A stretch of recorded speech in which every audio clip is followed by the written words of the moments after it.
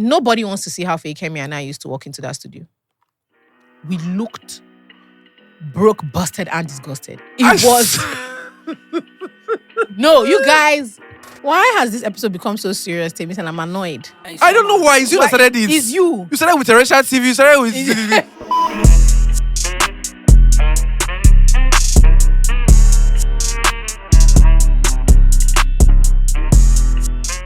Hey guys, welcome to a brand new episode of Tea with Tay Pod. If you tea no hot, then no be tea with Tay. Today, guys, in the famous words of Tommy from Glamour Girls, you cannot afford to disrespect the queens that walk this path before you.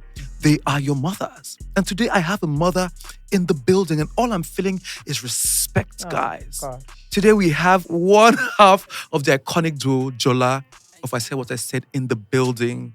Please, a round of applause for the mother.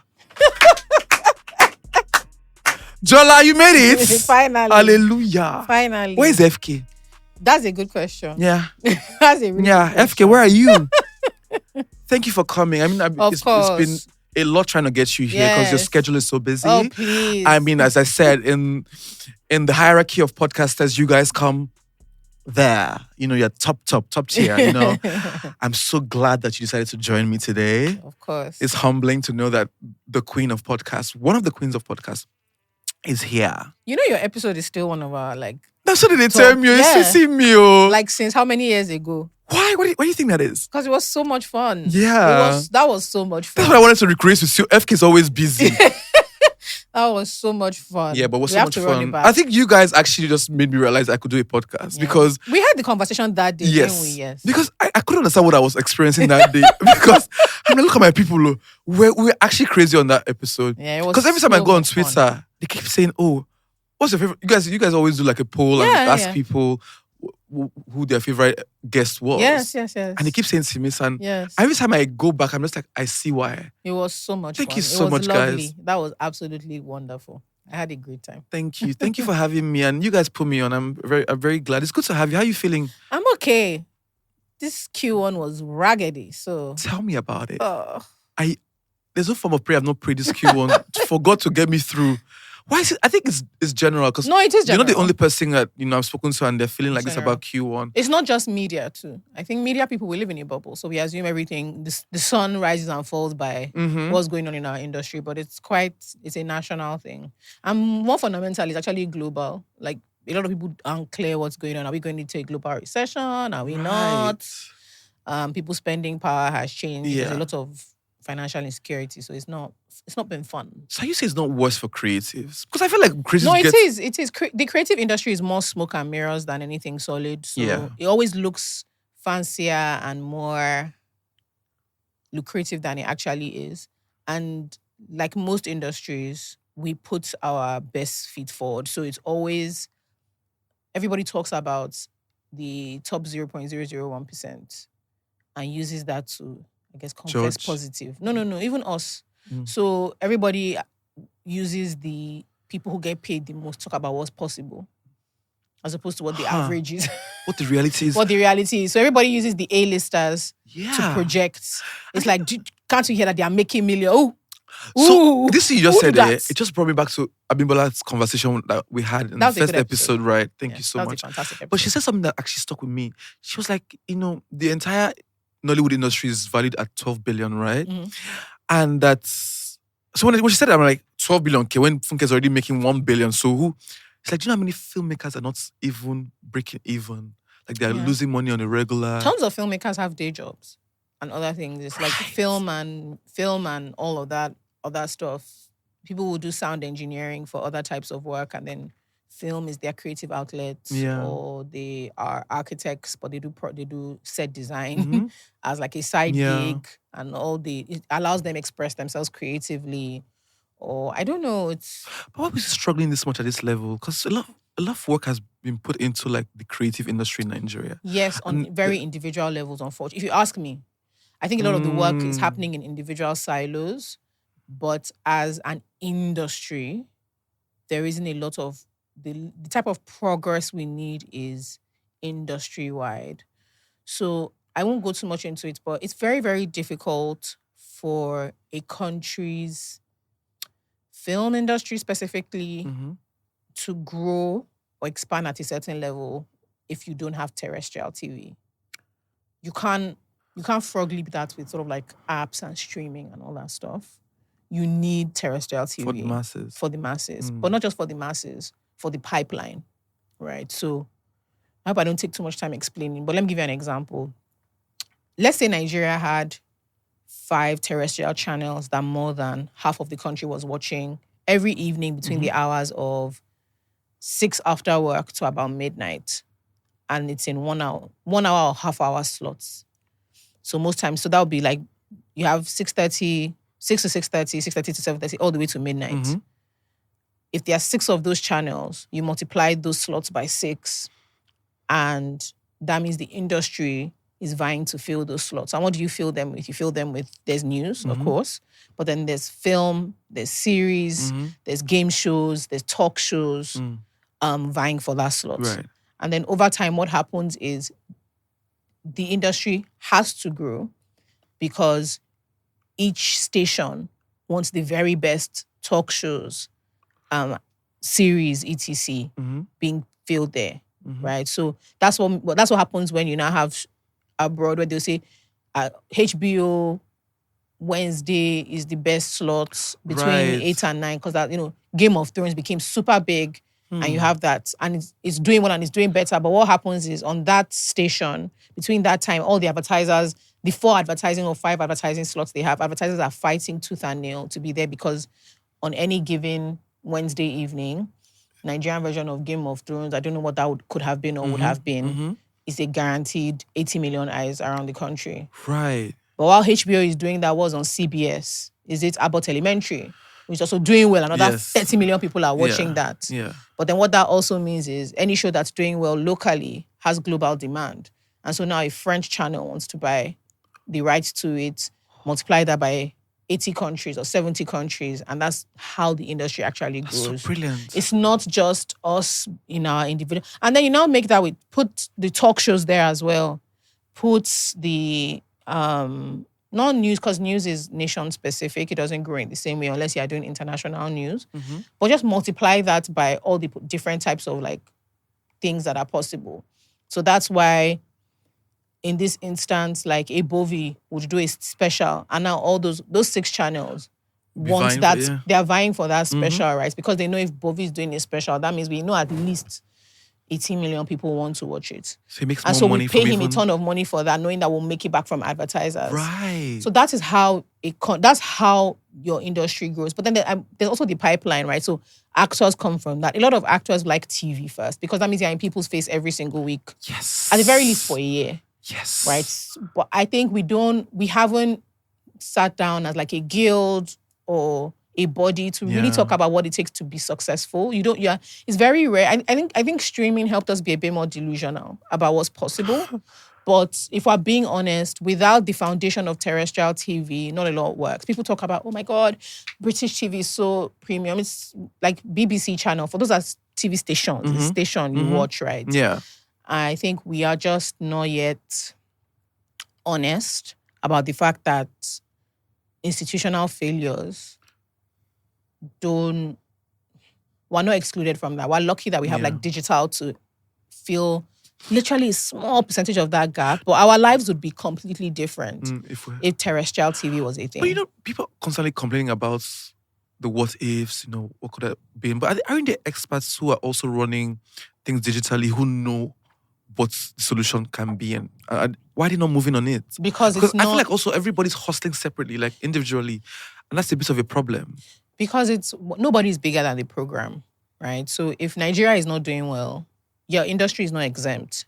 You might have it slightly better, but the failure of terrestrial TV is a national problem. It's not something that a group of people in a room can have an idea, but it requires like government buying and government cooperation and their own spearheading as well, right? So I think, again, like I said, digital, online, streaming, cinema, starting with like the Alaba model as well, which was the first time the Nigerian film media industry kind of did what Nigerians do, which is like there's an institutional problem, Mm-hmm. but I'll find an alternative. Alaba was like our version of generator for media. It's like there's no light, you get generator. If generator doesn't work, you get solar. If solar doesn't work, you get inverter, Mm-hmm. right? All that kind of stuff. So I think nobody's bigger than the program is basically what I'm trying to say. Right. If you talk to your friends who are in medicine, right, and there are some small private hospitals doing well, but without a thriving public health infrastructure, which starts from universities, public universities doing well and having a pipeline of doctors and nurses go through, how much can you really do? And it's the same for film, media, music. Like, we don't have, if Wizkid does a concert, a film concert, it's going to HBO or Apple or NTA can buy it. Right. And if NTA can't buy it, that's the problem. If NTA is not a viable buyer for that, then NTA channels, AIT, LTV, TVC are not strong enough to do that. Then, in fact, Wizkid is far. Benson, Yeah. go for Portable, Yeah. right? Rather put it on YouTube. No. So that's why the industry abroad it feels like it's more structured. Look at, I know people yes, can make money. All I'm trying to say is basically everybody thinks they're above the program. We have a very individualistic mindset and we internalize failure. In that if you're not doing well in your industry, that you're not hustling well enough. But if you look at things sort of like broadly, nobody is above the program. Finance, musical, film, health, the health industry, pharmaceutical industry, beauty, fashion. In fact, fashion is doing really well at the moment.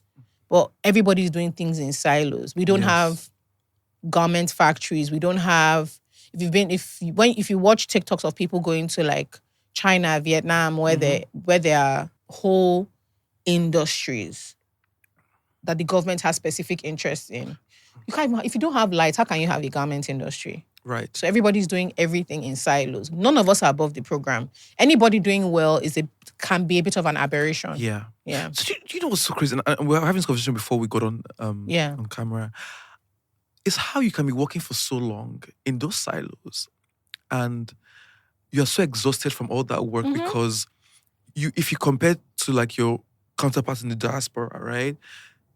They're working maybe less than you are and they're making more money, they're getting more value for their work. But while you're here building something for this long, it's how you and Fikemi have built this thing for 9 years. Yeah. And we can't even really say, like, after building a podcast for 9 years abroad, we know where Unagode. And it's the same thing I was saying to you that I've been on this thing for a minute, and at some point I also wanted to stop because it felt like, I wasn't getting what I really wanted. And because also it puts you on a pedestal and there's a certain lifestyle you're supposed to be living or I just also want to feel comfortable as a creative who has worked this hard, right? Yeah. And you're not getting that. But the thing is that you can't stop. No, and you shouldn't. So again, it's a thing of, I'll go back to saying, again, nobody's above the program. So creative, no, it's true. So as a creative, you're very offended and upset and hurt in your individual silos. But it's the same thing with parents, grandparents, uncles and aunties who work in public health or public education or whatever industry they've been in. It's like, I know what it would be if I've been a professor of medicine for 20 years anywhere else in what's supposed to be the top institution in the country. They can't compare, right? It's not just us. So you see what I'm trying to say? Like, as a creative, you'll be feeling bad. Yeah. But talk to almost any other person. It's across board. It's across board. But we have a lot more exposure. And I think sometimes people think it's just the money. Sometimes it's not the money. Sometimes it's feeling like the time value exchange is worth it, right? Explain that. So here, if you're a podcaster here and you've been building for a long time, you're starting all your problems from base. So you're the one thinking about studio. Sometimes you're the one thinking about gen because there's just no straight lights. Yes. You're thinking, you have to buy everything. The heavy up front. lifting is on you. Heavy lifting is on you. So cameras, right? Yeah. But if you're going to buy cameras, if you're not going to use your phone, you have no access to credit. So you're buying your cameras up front. Right. And you're doing everything. Everything feels like such a big... And it has to look good. It has to look good. It has to feel like specifics. So let's say you're a podcaster, you're a filmmaker, you're an actress. You are thinking of everything from scratch. You don't feel like a lot of your time. Sometimes it's not even I want to make big money. It's that I want to focus on the thing the that thing I can that really I'm control. doing, and I can make a life. I can make a life, right? So I can pay into my pension. Let's say you don't even want to be wealthy. You're not somebody that has like Yeah. wealth aspirations. You just want to be comfortable long term. Yeah. Having a nice 1 or 2 bedroom in Nigeria is everything's exorbitant. So there's nothing that means. I keep saying nobody's above the program. As a young person in Nigeria, naturally talented or blessed with one form of creative expression or the other, now follow come. Imagine a space where all that talent can meet. A gathering of creative minds coming together to compete, collaborate, or just express themselves. Yes, it is very possible at the Gathering on 100 happening on the 22nd of April. For 100 hours at the National Stadium, we invite you to come and express yourself. But 100 hours though, that's a lot of expression. You go express, you go tire. But everybody is welcome. All you need to do is to sign up at gatheringedging.com and we'll see you there. Let's gather.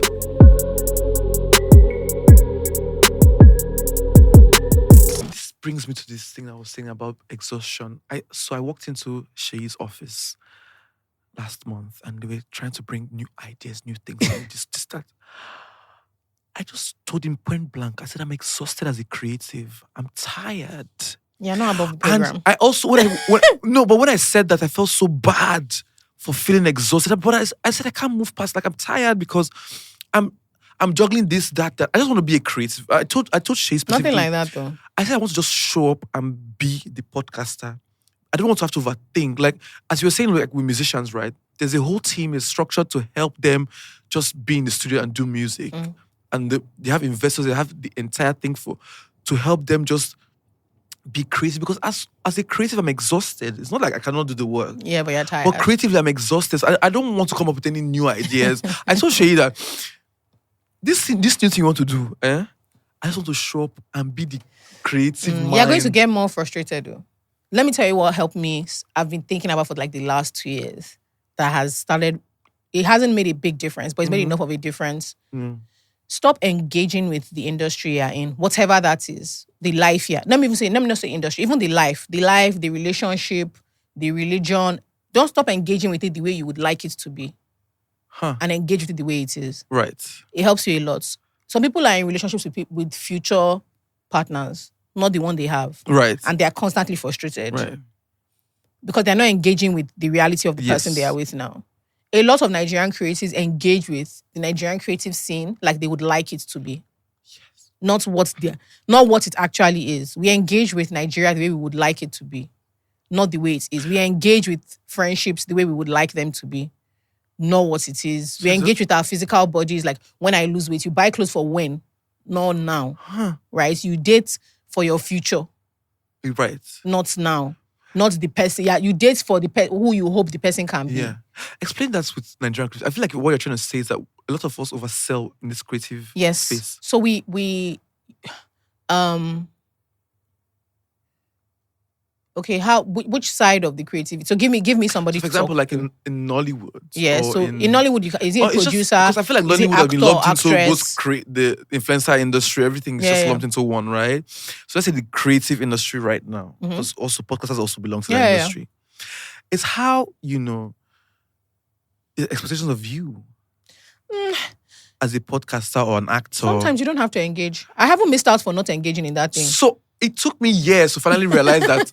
You don't have to. If you don't over-engage, because you have to, I feel like you have to engage a bit, right? There are some if you things. don't stretch yourself beyond capacity, you will not die. Like the industry will still be happening, right? Let me explain so when you said, talk about it like, creatives, how do Nigerian creatives engage with what they think the industry is as opposed to what it is now, right? A good example would be, you're an actor or an actress or an influencer. And what you want to do is go bar for bar with your foreign counterparts. So yeah, like if I was abroad, this is what I would be charging. And you bring that mindset. And what happens is before you start engaging with brands, you're already bitter and annoyed because you think they are downplaying you.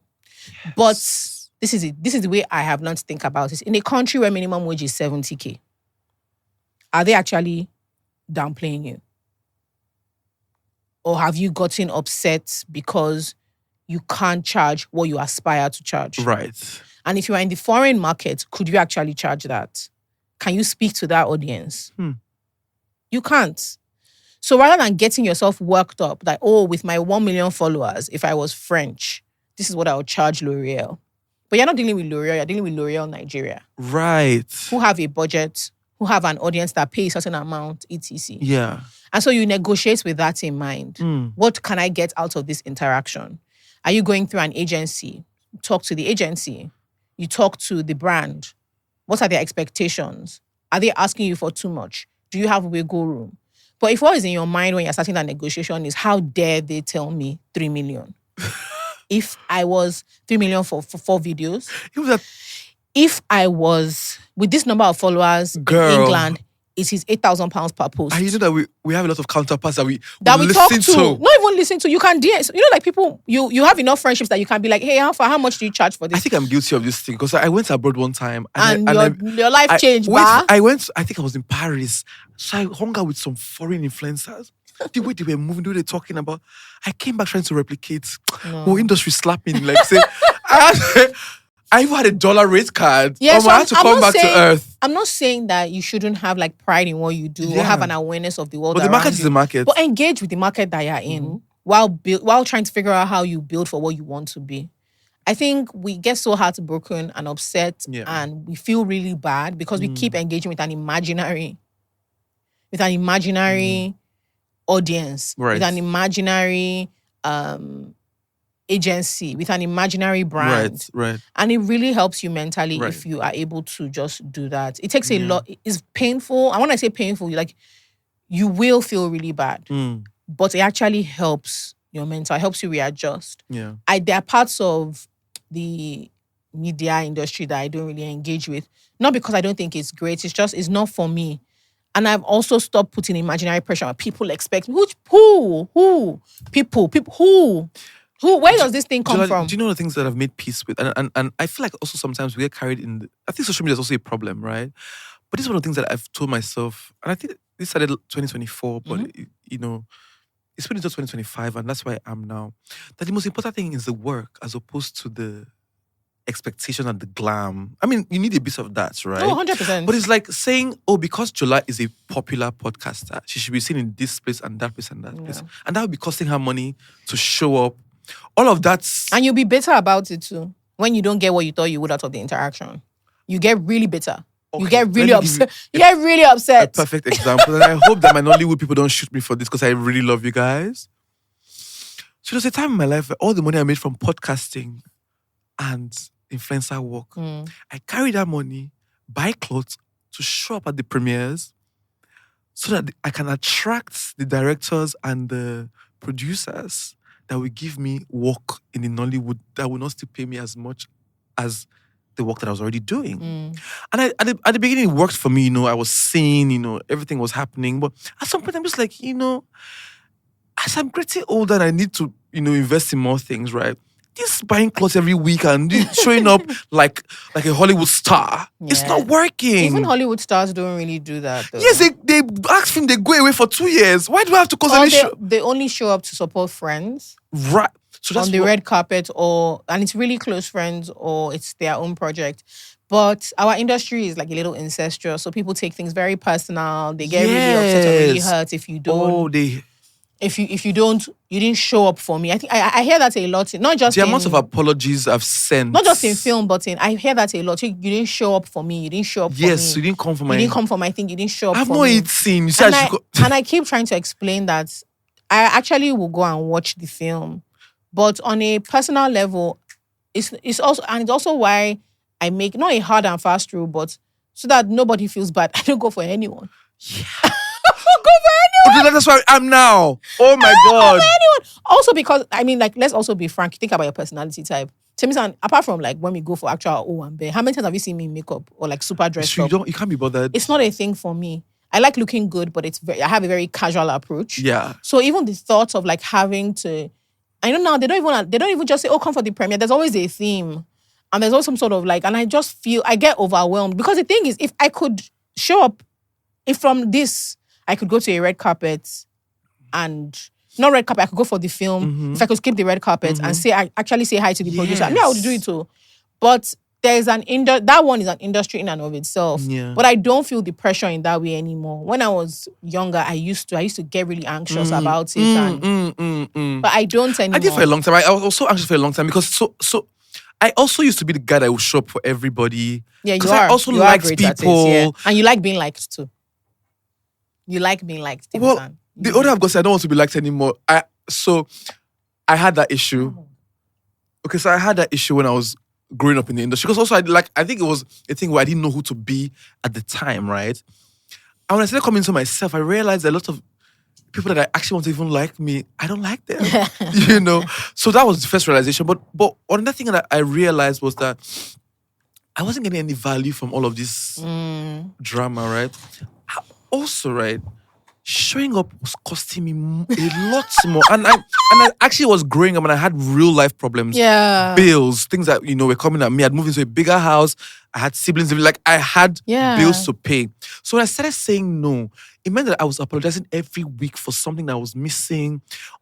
Until I got so used to not showing up that it became as if I was Excluded. a villain that excluded us. So people stopped inviting me. Yeah. Does that make you feel bad though? At the beginning, it was making me feel bad, but I'm also worried that I don't feel bad anymore. No, it's not. It's not. So I think I only show up for the people that I really care about, and if I need to be there.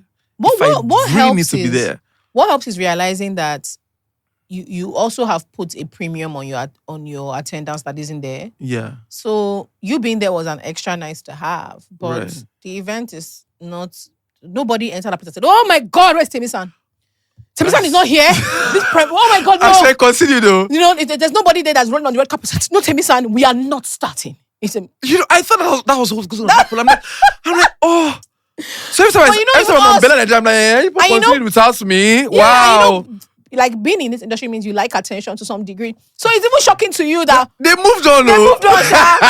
You'll be hoping that that evening nobody even called your phone. Temi-san, how far away are you? Nothing. I'm like, these people are society forgetting me.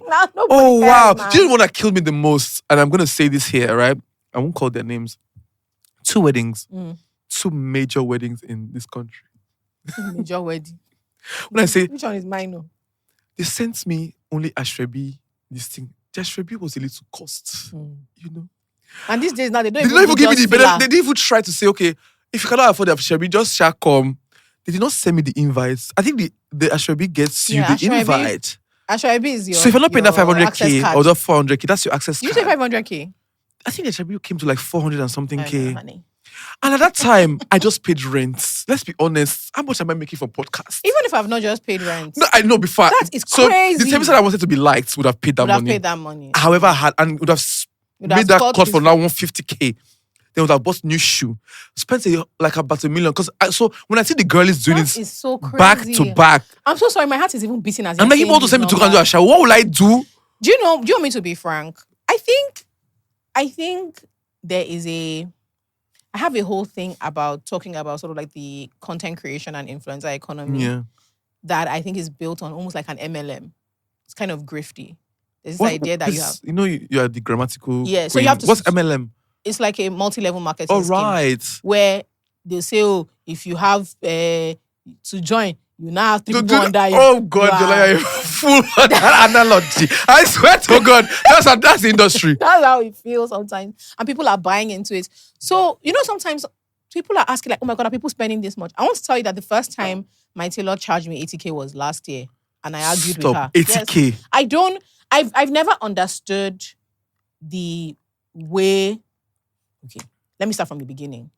The same way I said Nigerians in the Nigerian film and media industry, those of us, everybody likes to project that they are doing extra well. So everybody likes to act like they're getting Funke Akindele money because it's exciting, right? So everybody says, don't you know, when people talk about media and film, maybe sometimes you're feeling a bit inferior.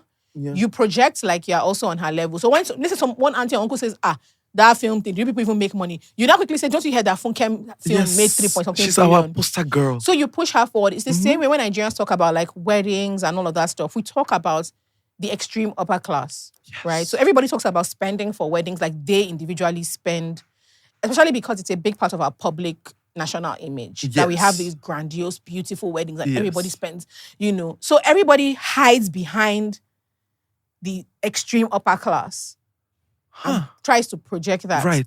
So when people talk about, to get to Do you like a, the to, mic? Is the mic good? to Sorry. attend a Nigerian wedding is something, something, something. I'm like, why is everybody hiding behind the extreme 0.00001%? Right. Right. First of all, a lot of people have a makeup artist for the wedding, but you don't have to. You don't have to. You don't have to? You don't have to. No, you don't have to. What do you think you are, Jola? You don't have to be somebody who's. Let me also be frank. As somebody who, like, when the spirit moves me, I do content creation. Right. People exaggerate how much you make and how often you make how much you make from content creation. Yeah. So as they say, because she's an influencer, she has to put her best foot forward all the time. I'm like, no, you don't have to spend 180K to sew every single ashray. You don't? No, you don't. That's why I came to podcast. That's why I chose podcasting. Yes, but being honest is like there's a mental pressure it is. that is insane. And a lot of people feel behind in a race that is not there. You feel behind. I'm not even saying it to be... I had to call myself to order. Yeah, I'm not even saying it to be preachy. It's just genuinely, you feel behind in a race that doesn't really exist. So somebody will say, aren't you a content creator? Blah, blah, blah, blah. And I'm like, but I don't make money from an Ashwebi post. I don't. That's not where the money will come from, right? Maybe another tailor might see me and say, oh, Jola, can I make your next outfit? Like, because I like, maybe. And you know what's so crazy, Jola? I don't want to cut you short, right? It's okay. The actual designers are now influencers too. So nobody's giving you nothing for free. You. They don't need you. So you're going to pay every single dime of that money. Yeah. Before it was easier when you say, no, what, Timson, take this suit, take this outfit. Don't pay me. Just tag me. It's also a bit boring and redundant because That's why Vicky just has more followers than me. A wedding is supposed to be a good time. People are now feeling pressure for their friends' weddings, and they're having. Sometimes when you overhear people talking about like attending a celebrity wedding, there's a vitriol because they are offended because they feel they have to extend themselves so much, and it has changed. Yes, they feel offended. So now you're going to a wedding, and because you spend so much money, you're scoring the wedding. Your friend's wedding, you're scoring it, right? You're getting there and you're like, is this the decor? So I've done that before. So no champagne. Now, wow. So, and you're going there with with what is quite frankly a bitter heart. Yes. Because because of an impression you had, you spent what you didn't want. You know what hurt me the most? There's a particular wedding I missed. And I heard from the grapevine that I think I'm so brand new. That's, lately I've not been showing up. I'm like, I'm robbing Peter to pay Paul. This is not easy for me out here. I think it's very weird, Timis, and I think we've created an industry within an industry that doesn't exist and goes nowhere. Right. It doesn't exist and it goes nowhere. Yeah. And sometimes when I see social media is about projecting an image, right? So sometimes when I'm watching a video, I'm shocked at people feeling bad. So you're watching like an extremely wealthy influencer say, come with me, this is how much I spent to attend this wedding. Yeah. And rather than just seeing that as a piece of content to consume, you're reading that as an indication of your own, as a judgment on your own lifestyle or your own inability to. What does that mean? But do you know the light bulb moment for me in all of this, right? Was sitting with myself and saying that this is not really me. Because where I'm coming from, I don't really care. So, Jola, my joy, let me tell you what I use my money for. Trips. Yeah, you do like to travel. Oh and my you like goodness. To eat. I would eat, so I said, but doesn't it feel great? It's the most amazing thing, Jola. Doesn't it feel great? To be in another man's country, eating, wining and dining, and it's cheaper. So every time that I do things that I'm not supposed to do because I want to, I feel like a captive of the industry. I think but I also don't think it really exists. So I think a lot of that thing is mental. We're all like in a trance together. Yeah. And then one person breaks out and they close the circle. Another person might join. Another person will break out. Who gave me my freedom? Who? I hope I can say this. It's two actresses. I don't want to call their names, right? Okay. And these actresses, I sat with them one random day. Okay. And we're having, I think dinner somewhere. My friend had opened a new place. So these actresses only show up for the movies that they're in. As they should. These actresses are still revered for the work that they do, but they're not as random. So we hail them by their work, not by the clouds or how much they dress or how much they can show up at red carpets, right? So I came there after buying an expensive outfit for a premiere that I was not an actor in the film. So as I sat there, I was looking at the bill. I'm just like, big, I'm tired. I'm not even in this film. Can you go? So they told them to look at themselves like this. I'll tell you who Later, they are. yeah. Two girlies, right? Yeah. They look at themselves like this, like, Shekosi. Like, why are you going to premieres that they're not in the movie? I'm like, but it's an industry thing. It's I like, have no, to show up for I have to people. show up. I'm like, And they looked at me like I was stupid. That's the first time I realized I was actually stupid. There's nothing more painful than thinking. So they were looking at me like so much shock, like, really? You will not be ashamed when they start So talking. I was so ashamed of myself. So when I went back home, I'm like, but really and truly, they were right too.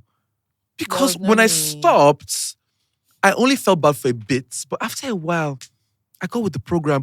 I also was one of my biggest fears, and I have to admit to you, right, was that I thought that if I wasn't doing that industry barakbo, that I would stop getting gigs. That's not true. That I would fall off the wagon. Like, when I wanted to be so cool, and that's what brings me back to that thing about you saying me liking being like, be liked, right? I actually wanted to be liked. So I thought that if I don't show up, if I'm not doing that barakbo, they will not like me anymore. And what is me if I'm not liked in an industry that it does make your life easier.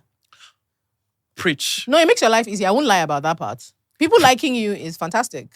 It feels good. Yeah. Being missed. Coming into your room and people reacting in I have certain so ways. much peace now, Jola. So people reacting a certain way when they see you is lovely. It feels great to be liked. And it also has filtered the people that are really for me. Like, when I go walk into a room, I see some of my friends with my friends. I just walk straight to them like, long time. Yeah. We kiki. The ones that I did not attend their thing, they have something. I do think doing that in any industry that requires likability forces you to also put a lot of put a battery in your back about elevating your work to its very highest. Because you're not constantly depending on just relationships. If you're not careful, you get to a point where it's connection that is getting you into the room every single time. Nobody cares about your work. Sometimes they can't even stand on the value of your work, but they like you. They just like you so much. And then it's easy for people to say things that hurt your feelings, right? So it's just like, he's not that great an actor, or he's not right for this role, or why is he on this campaign? Yes. And when you look back, you realize that I've not been putting my back into it too. Preach, friend. I've just been, because people like me, I know that last I can never be hungry, I'll make a phone call. Yeah. And you don't put your back into, like, I want to be the best is now no longer really a thing. It's like I know somebody who knows somebody. You're calling me out because that was so let me tell you, after I stopped jumping around city, I had time for my podcast. I had time for other things like doing content for myself. I just realized that, and I think that I started making money, and I started seeing the money, right? I also realized that all this time that you were spending jumping around, you could have been building Tea with a Pod. Yeah, you could be thinking of ideas. Yeah. And I think that I saw the progress, that I made when I applied myself to my own work. So now you're not giving me money because I know a few popular people, I'm the cool person, right? You're giving me because the work will be done. Yeah. And I had ample time to do the work. Because sometimes if we have 3 events in a week, I drink for the 3 events. To wake up morning to do shoot content, I no fit. You're so annoying. I swear, Jola, there was a time where clients were chasing me because and then you'll not be irritated. Like, people that paid you money. What do they want? Me when I for now we're so stupid sometimes. No, but I had to be that foolish. No, I had to do my foolishness. So that you can, when it's not time to. Because if I didn't do it, I'd have been in my 30s chasing that foolishness, right? So when I came down from that high horse of foolishness, I'm like, oh wow, this was the most important thing. It's always been about the work and not the clouds, right? Yeah. The clouds is a byproduct of the work. Yeah. So every time that clients will be chasing me, I will wake up in the morning, maybe at 1 p.m. after going to an industry event and hung out with cool people.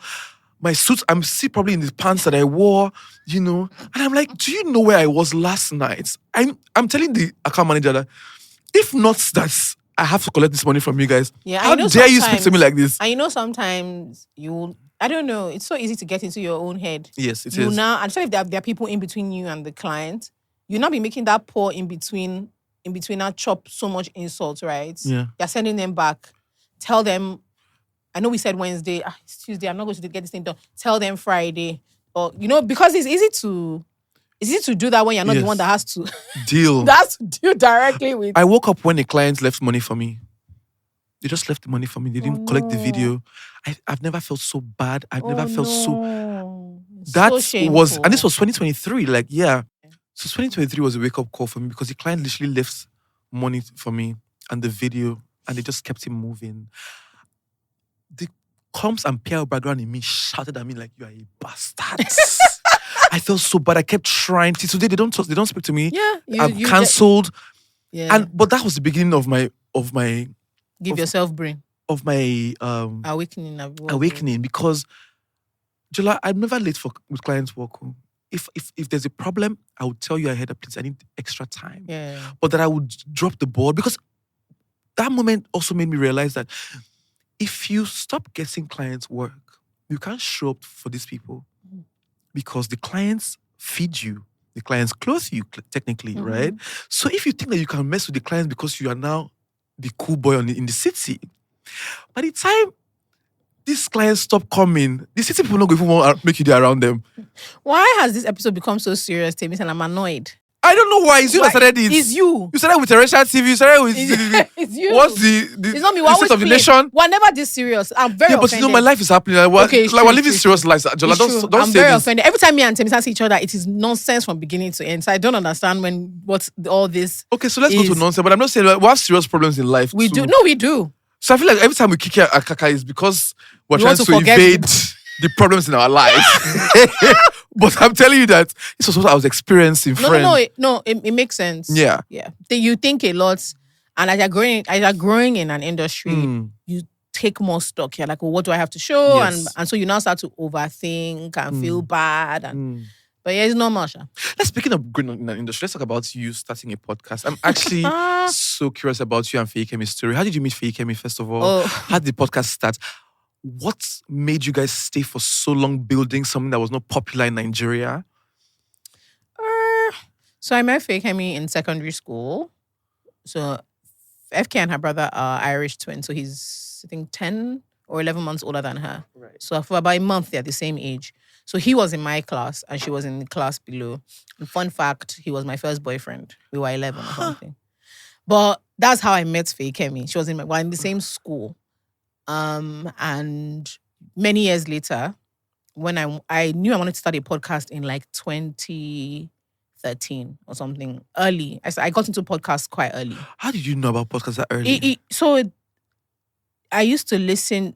At the time, SoundCloud is where a lot of podcasts used to live. You told me about that. Yeah, so I found a podcast called The Read on SoundCloud. It's an African-American podcast.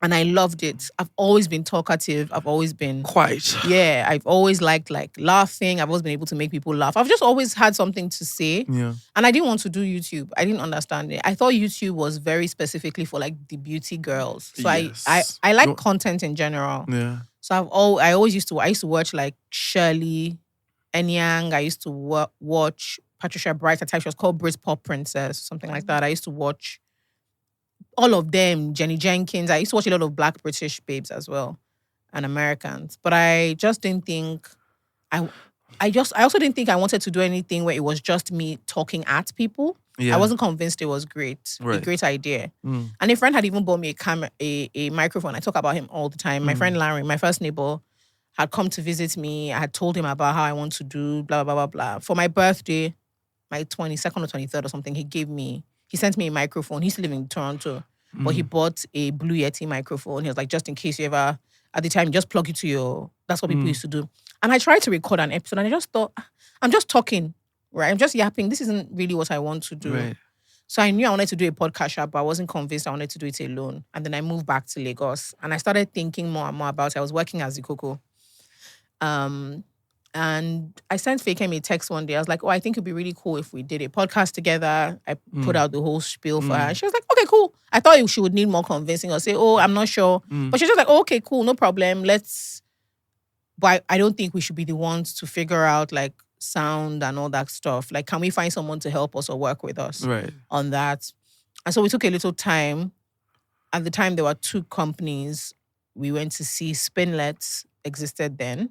So we went to the Spinlet office. They were like the really cool, young and cool the music thing. We went to Spinlet's office. And then we went to a second studio, Midas Radio. Midas Radio was the podcast arm of Aristocrats. Yeah.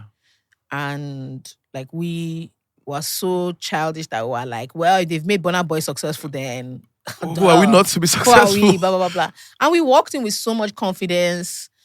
We told them we're only going to be recording once every 2 weeks.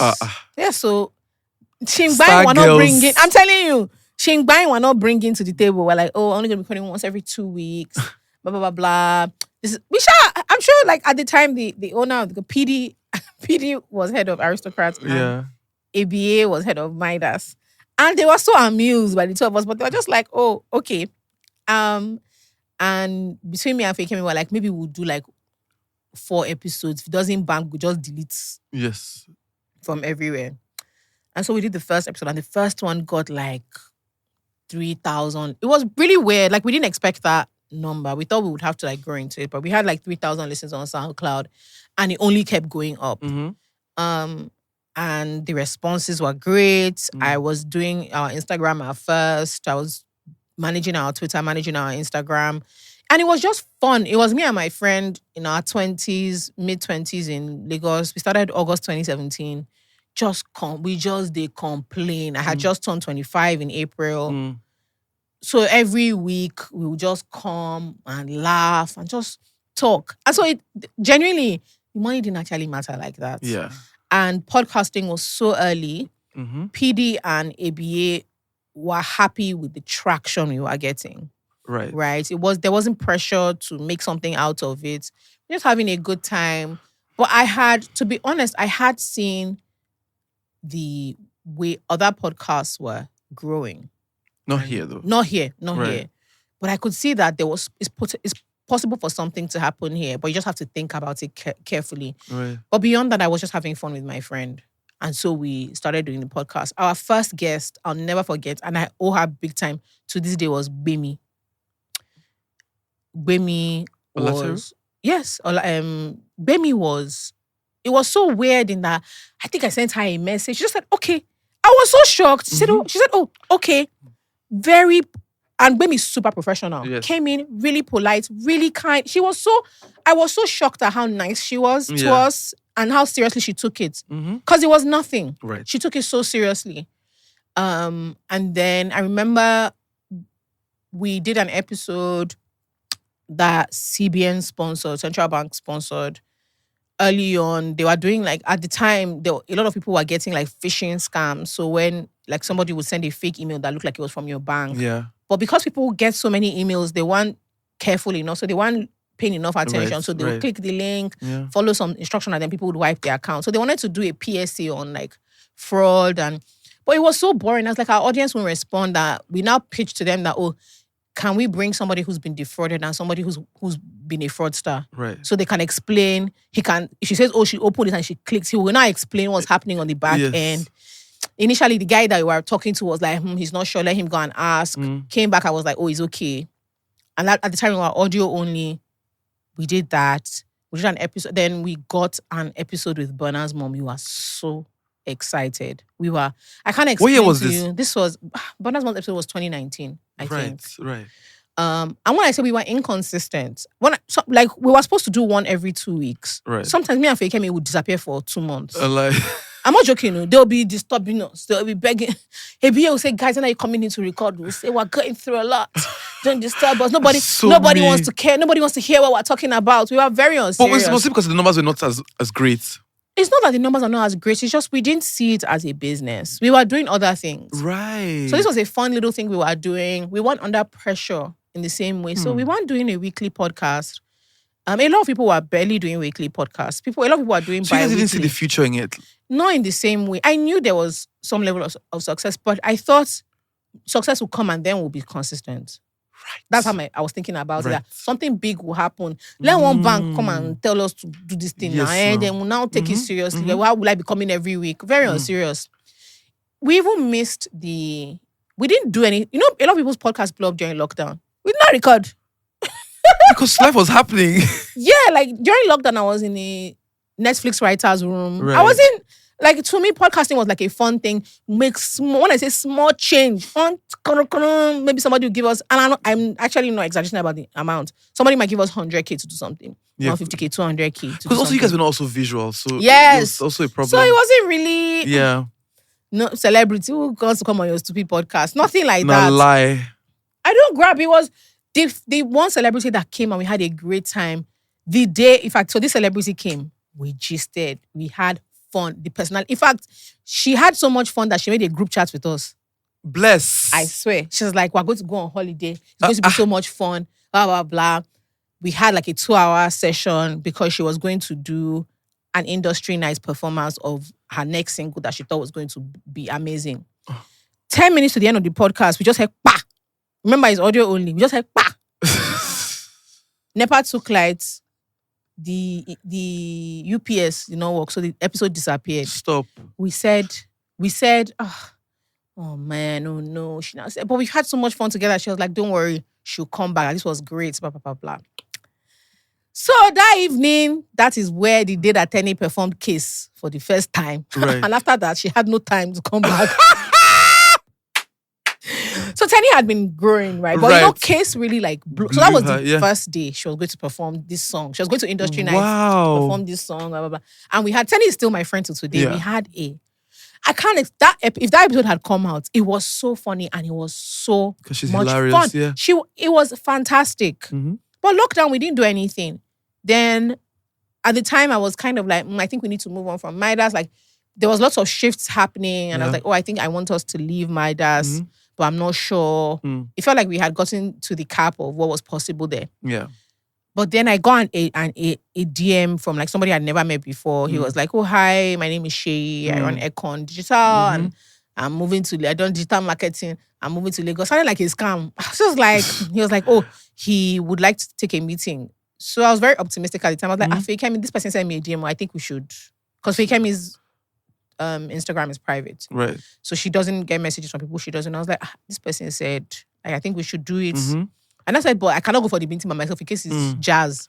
Yeah. That let the two of us go together. So we came to what was the old Econ office. Yeah. And Shay was so confident. He had built a studio. Yeah. With no... Actually. He did not know anybody. He had built a studio. He did the walk around and was like, oh, this is the studio. We're not like, oh, what other podcast? He was like, oh, he has never done podcasting before, but he's really hoping we say yes. And he thinks he'll be able to, make us money, which at the time was now becoming more and more important. This was 2021. Yeah. He'll be able to make us money, but he also thinks that he can help us grow the podcast. We were like, okay, we knew this man from nowhere. But I was like, me and Fekemi were like, what's the worst? Yeah. Let's just, the only thing he asked us for 2 things. He said the first thing is, you guys, we have to do weekly episodes. And the second thing is we have to have a video element. And the video, we really fought it. We were like, no, we don't think it's a good idea. Because a big part of podcasting that we actually enjoyed is nobody wants to see how Fekemi and I used to walk into that studio. We looked broke, busted, and disgusted. It was... No, you guys, Fekemi and I used to walk into that studio. I only started filling in my eyebrows because I had the podcast. Because I would walk in. Who is seeing me? You used to care a lot. Who used to say, if I wear pajamas, I don't care. If I can wear the same thing every week. Nobody cares, right? So Shay was like, no. And then we even fought him on that. We're like, no, we want to stay true to the form of the podcast. So when we do it, even if we have we can't have any video that's more than 30 minutes. So we'll always send people back to the streaming platform. Right. Shay said, I don't think this is a good idea. He kept going on and on about it. We said, no, we fought him. I think at that point, he was like, so this is the kind of people I'm dealing with. Yes. He agreed. And that is where we kind of took off. Yes. That 2021 was where everything changed. We Okay. did our first live shows with Econ. Mm-hmm. We did Lagos, Abuja, and we did Lagos, Abuja, Ghana, London Mm. with Shay. Our numbers like quadrupled. It was just really crazy. We got our YouTube page, Mm-hmm. our social media changed. Mm-hmm. We started working. Tolani was our producer. Ayo was our social media manager. We just he really helped us treat it as a business. You know, one of the things that, as you're recounting the story, right, I feel even more grateful to you. You remember that I was about to sign my Yes, with podcast someone else. rights with someone else, Yeah. right? And someone just told me to call you that evening. I thought you were going to be a gatekeeper, but you just said, "Oh, call Sheyi now." And she, I think, was desperate for talent. Yeah. So I wanted a TV show because I wanted to be seen. You know, me, I like to be seen. But it wasn't about, I didn't know what a podcast was, let's be honest. I didn't know. I mean, I'd heard of it, Yeah, but you were telling me, Jola, what's in be podcast?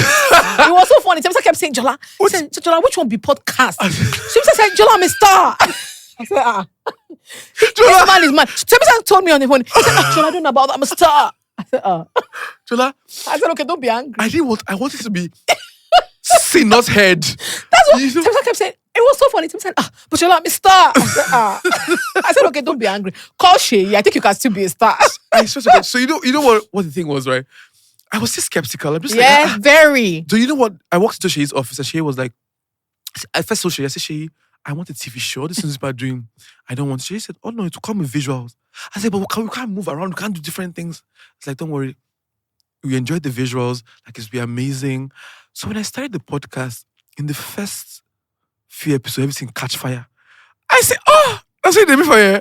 Oh, more. And I'm so grateful for you because, you actually put me on. So when I say you are the mother, I'm saying that literally. And thank you so much. You're welcome. I mean, when podcasting now blew in Nigeria, right? Mm-hmm. I just felt like, God brought me at the right time for it. There could not have been a better time to start because, if I started now, I'll be in the pool of people trying to figure it out. But I'm glad that I started at the right time, and you guys were ahead of me. We all shared like the same. Why were we recording in the same studio same space? room, right? So like it was just an amazing time, and every time I watched you guys, right, I'm just like the way you guys were able to build community, hold conversations. You've always been a nutter, so and the fact that you've been able to sustain it this long.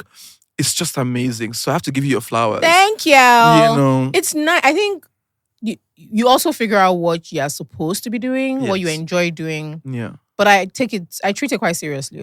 The podcast itself is a lot of fun, but there is a business behind it. And I think in the creative industry, a lot of people think they will la-di-da their way through business. If you're la-di-daing your way through an industry, it's because there are people who laid the groundwork for the business aspect to work, right? Podcasting at the level that we are able to do it now as a business, it's not like a fun and games thing. Mm-hmm.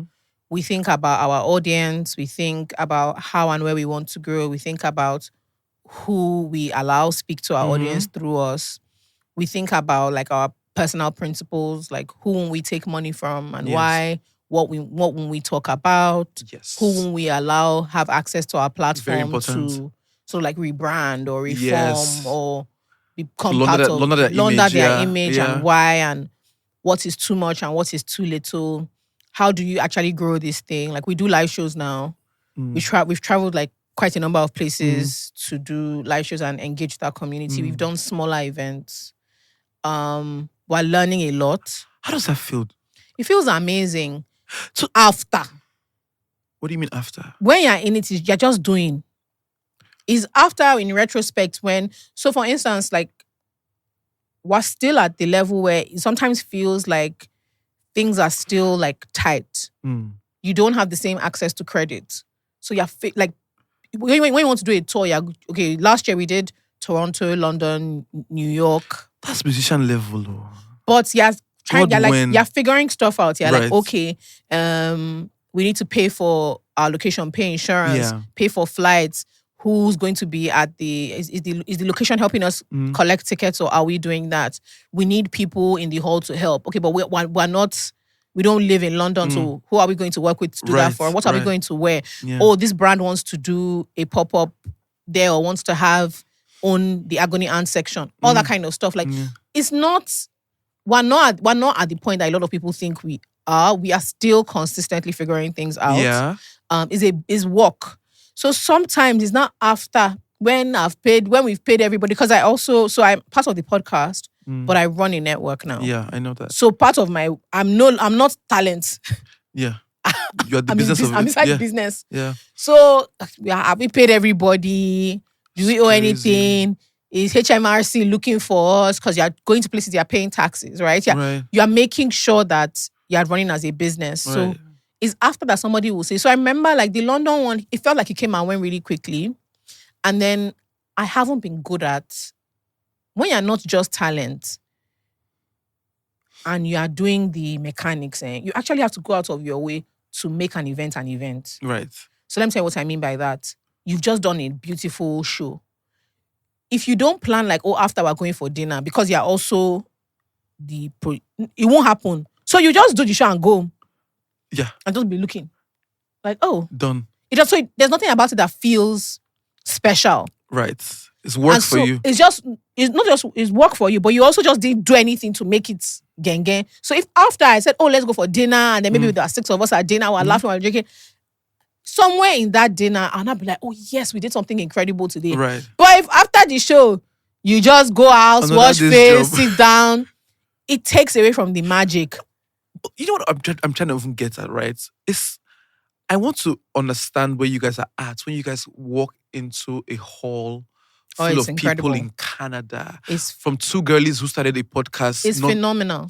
So that's what every time I think about it, right? Doing a live show, it's like for you to pull such an audience into a room. It's phenomenal. And you guys have a community that they will ride for you guys at dawn. It's phenomenal. Like the London show last year was 1,500 people. Jesus. Which is like, it's very, so at the end of the day, when you're seeing the numbers, you're kind of like, okay.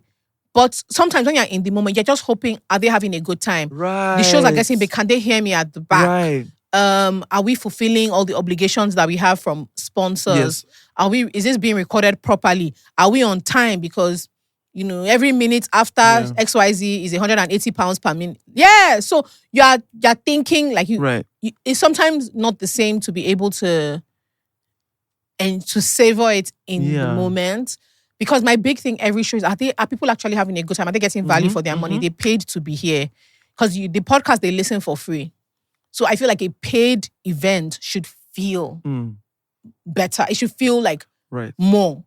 Like, did we curate and ask, is the DJ doing a good job of playing the music that gets people excited? Like, you're thinking of 1,000,001 things at the same time. But it feels really, really nice. Yeah. It's also, if you work in media and you have very traditional parents who don't really understand what you do, a live activation of your work. Because, maybe if you don't have a film in cinema or whatever. My dad came for my mom has been to a couple, but my dad came for the one we did in Lagos.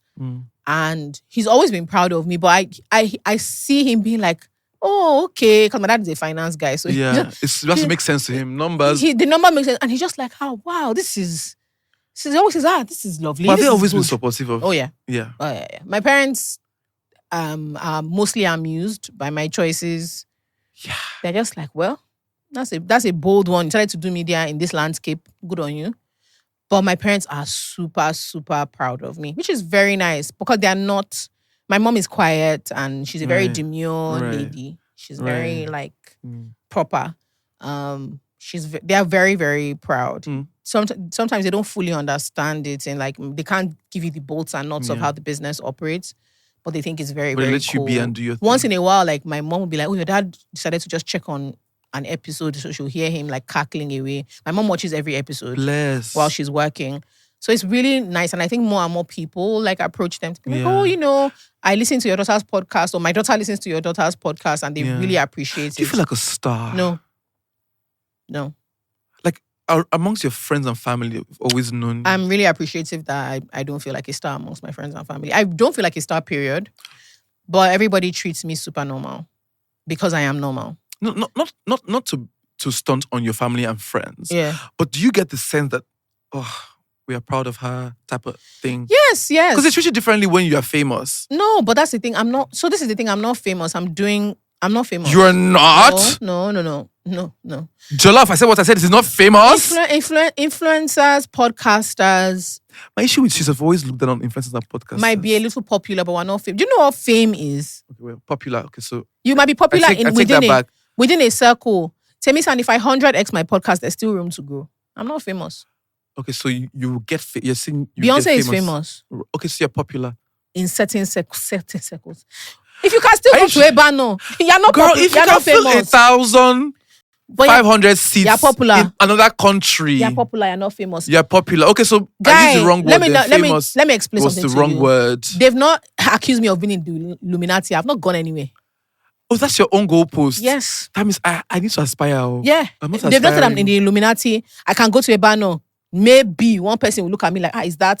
So I can enter. I'll do my shopping. I'll leave. You're not famous. Or But I see how when your community members, they almost want to die. So I have It's a like they've seen Michael Jackson. So we have a community. That is not No, have you famous. seen Jola and her community people? That's I think that you don't even understand I understand what you do. quite Like well. some musicians don't have the range that you guys have. I'm happy for them. But it's not so I'm not saying that I have community. People talk about fame, and I think that's also why people become a bit delusional and put themselves in trouble. True. I don't fame. I can go to the my mommy can still send me to the market. I'm not famous. True. I can still go to places without being disturbed.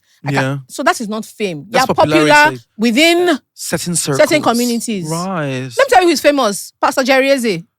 Oh, he's famous. Exactly.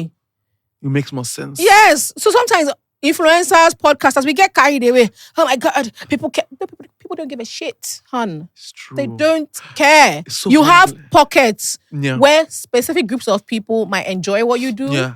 But that's not Do you know the humbling thing about this social media, right? Sometimes you think that they know you somewhere, they don't give a hoot. Then you go into some places where like, why do they know me here? So it's like anyone will come, just accept it. Yeah, You but understand? I reject that famous. You Yeah. know what famous is? Adeboye is famous.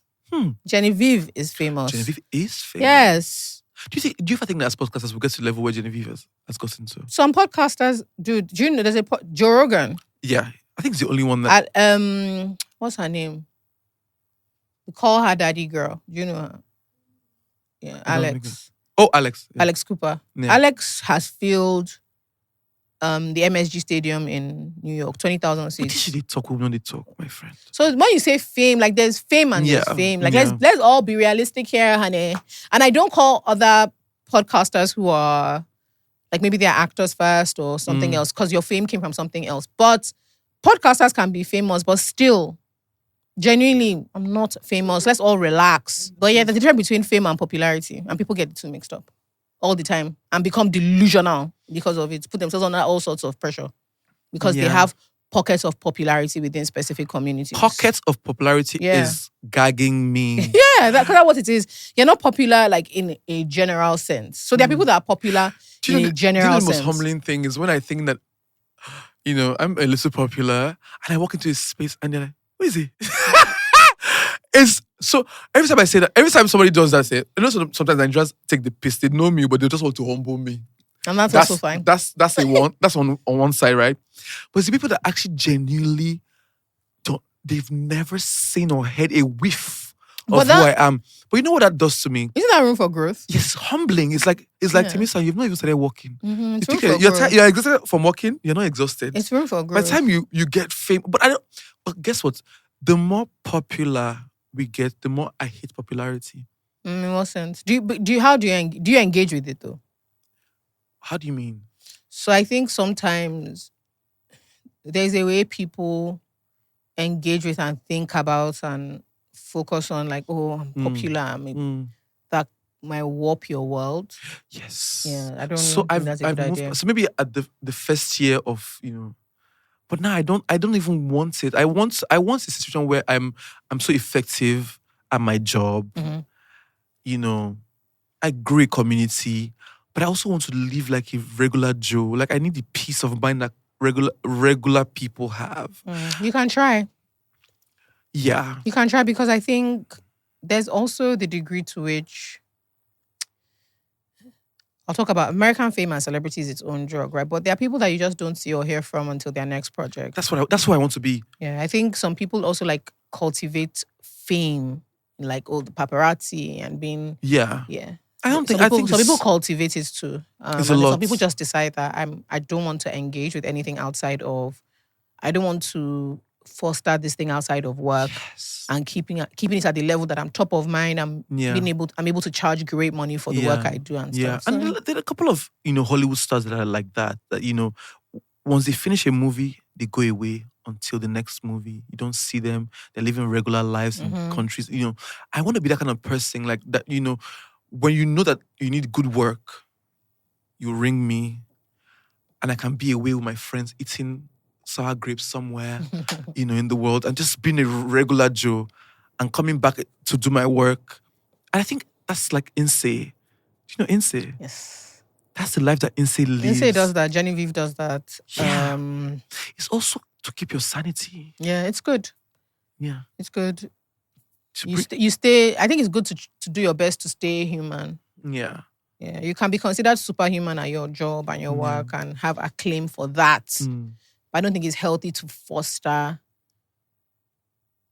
to feed and nurture like an obsession with you, the individual. Yeah. As a very outspoken woman, I'm sure that you annoy a lot of people in society, especially men, because we live in a society where, you're cuter when you're just seen, you're demure, she doesn't do too much, she's a sweet girl, she's a nice girl, but you have too many opinions. And, I think that women should be who they want to be, right? But you are a reason for men to say, please, not this girl. Get her from here. Doesn't matter. Because your opinions, sometimes I watch your podcast, I'm like, Jola, you talk too much. It doesn't matter. It doesn't matter. Like, I think it's so interesting to me, the degree to which femininity is like, people equate femininity with sort of like quietness or being demure in a very specific way. And it's not true. So the pushing of certain attributes to women and women alone for the pleasure of men is where I have a problem. Yeah. It's like you should do this because men find it attractive. Right. You should be like this because it's something that men like. This makes you, it's why I have I don't like when I see content that's geared at how to be more feminine and it's all about being quiet and soft girl makeup, and it's this impression that there is a way to be a woman. Yes. And it's always is complimentary to men. Yes. It's not about discovering who you are as a person. It's about figuring out what men like and molding yourself to be considered attractive to them. Right. It's always about the attractiveness of the sexuality. It's never about intelligence or boldness or bravery. Or who you are at the core. Or who you are at your core. It's always about something that they find pleasurable. So it's like, for the pleasure of men, this is how you should behave. And I just struggle to care. I struggle to care. It's not worth it. Like, as a long-term investment, a man's pleasure should not be the focal point of your life. As a teenage girl, as a young girl, as a woman. Because in the long term, it just doesn't matter. Right. Women have been taught to think that a man saying, I like her, is the be-all and end-all. That babe, we like him. Yes. Doesn't mean anything. To be wanted and to be wanted liked. And to be desired and liked by men doesn't mean much. Shouldn't be the standard that that human beings can just exist and be whoever they want to be. Ideally. But I do think, particularly in Nigerian society, it's good to see loud women. It's good to see troublesome women. It's good to see funny women. It's good to see silly women. It's good to see women that figure things out brashly. It's good to see overly emotional women. It's good to see hard women. Hard. Like, she's hard. She's not smiley. She's not super friendly. She's not very warm. Yeah. She doesn't tell random people, take me as a mother to you. She's not your mommy. Right? It's good to see that. It's good to see women as a variety of different types of people who are able to achieve regardless. Right. Right? So she's able to do this because she knows how to speak. She's soft. No, she's smart. She can be soft and she can be loud and she can be silly. She can wear bright colors or she can be into nude colors. She can be any type of person. Anything, any type. I just struggle to care. I think it is a waste of so many, like, there are so many fantastic ideas and personalities, big and small, right? that are just sacrificed on the altar of what men like or what men want or what we're supposed to be. And men's desires shape society. This is not just even about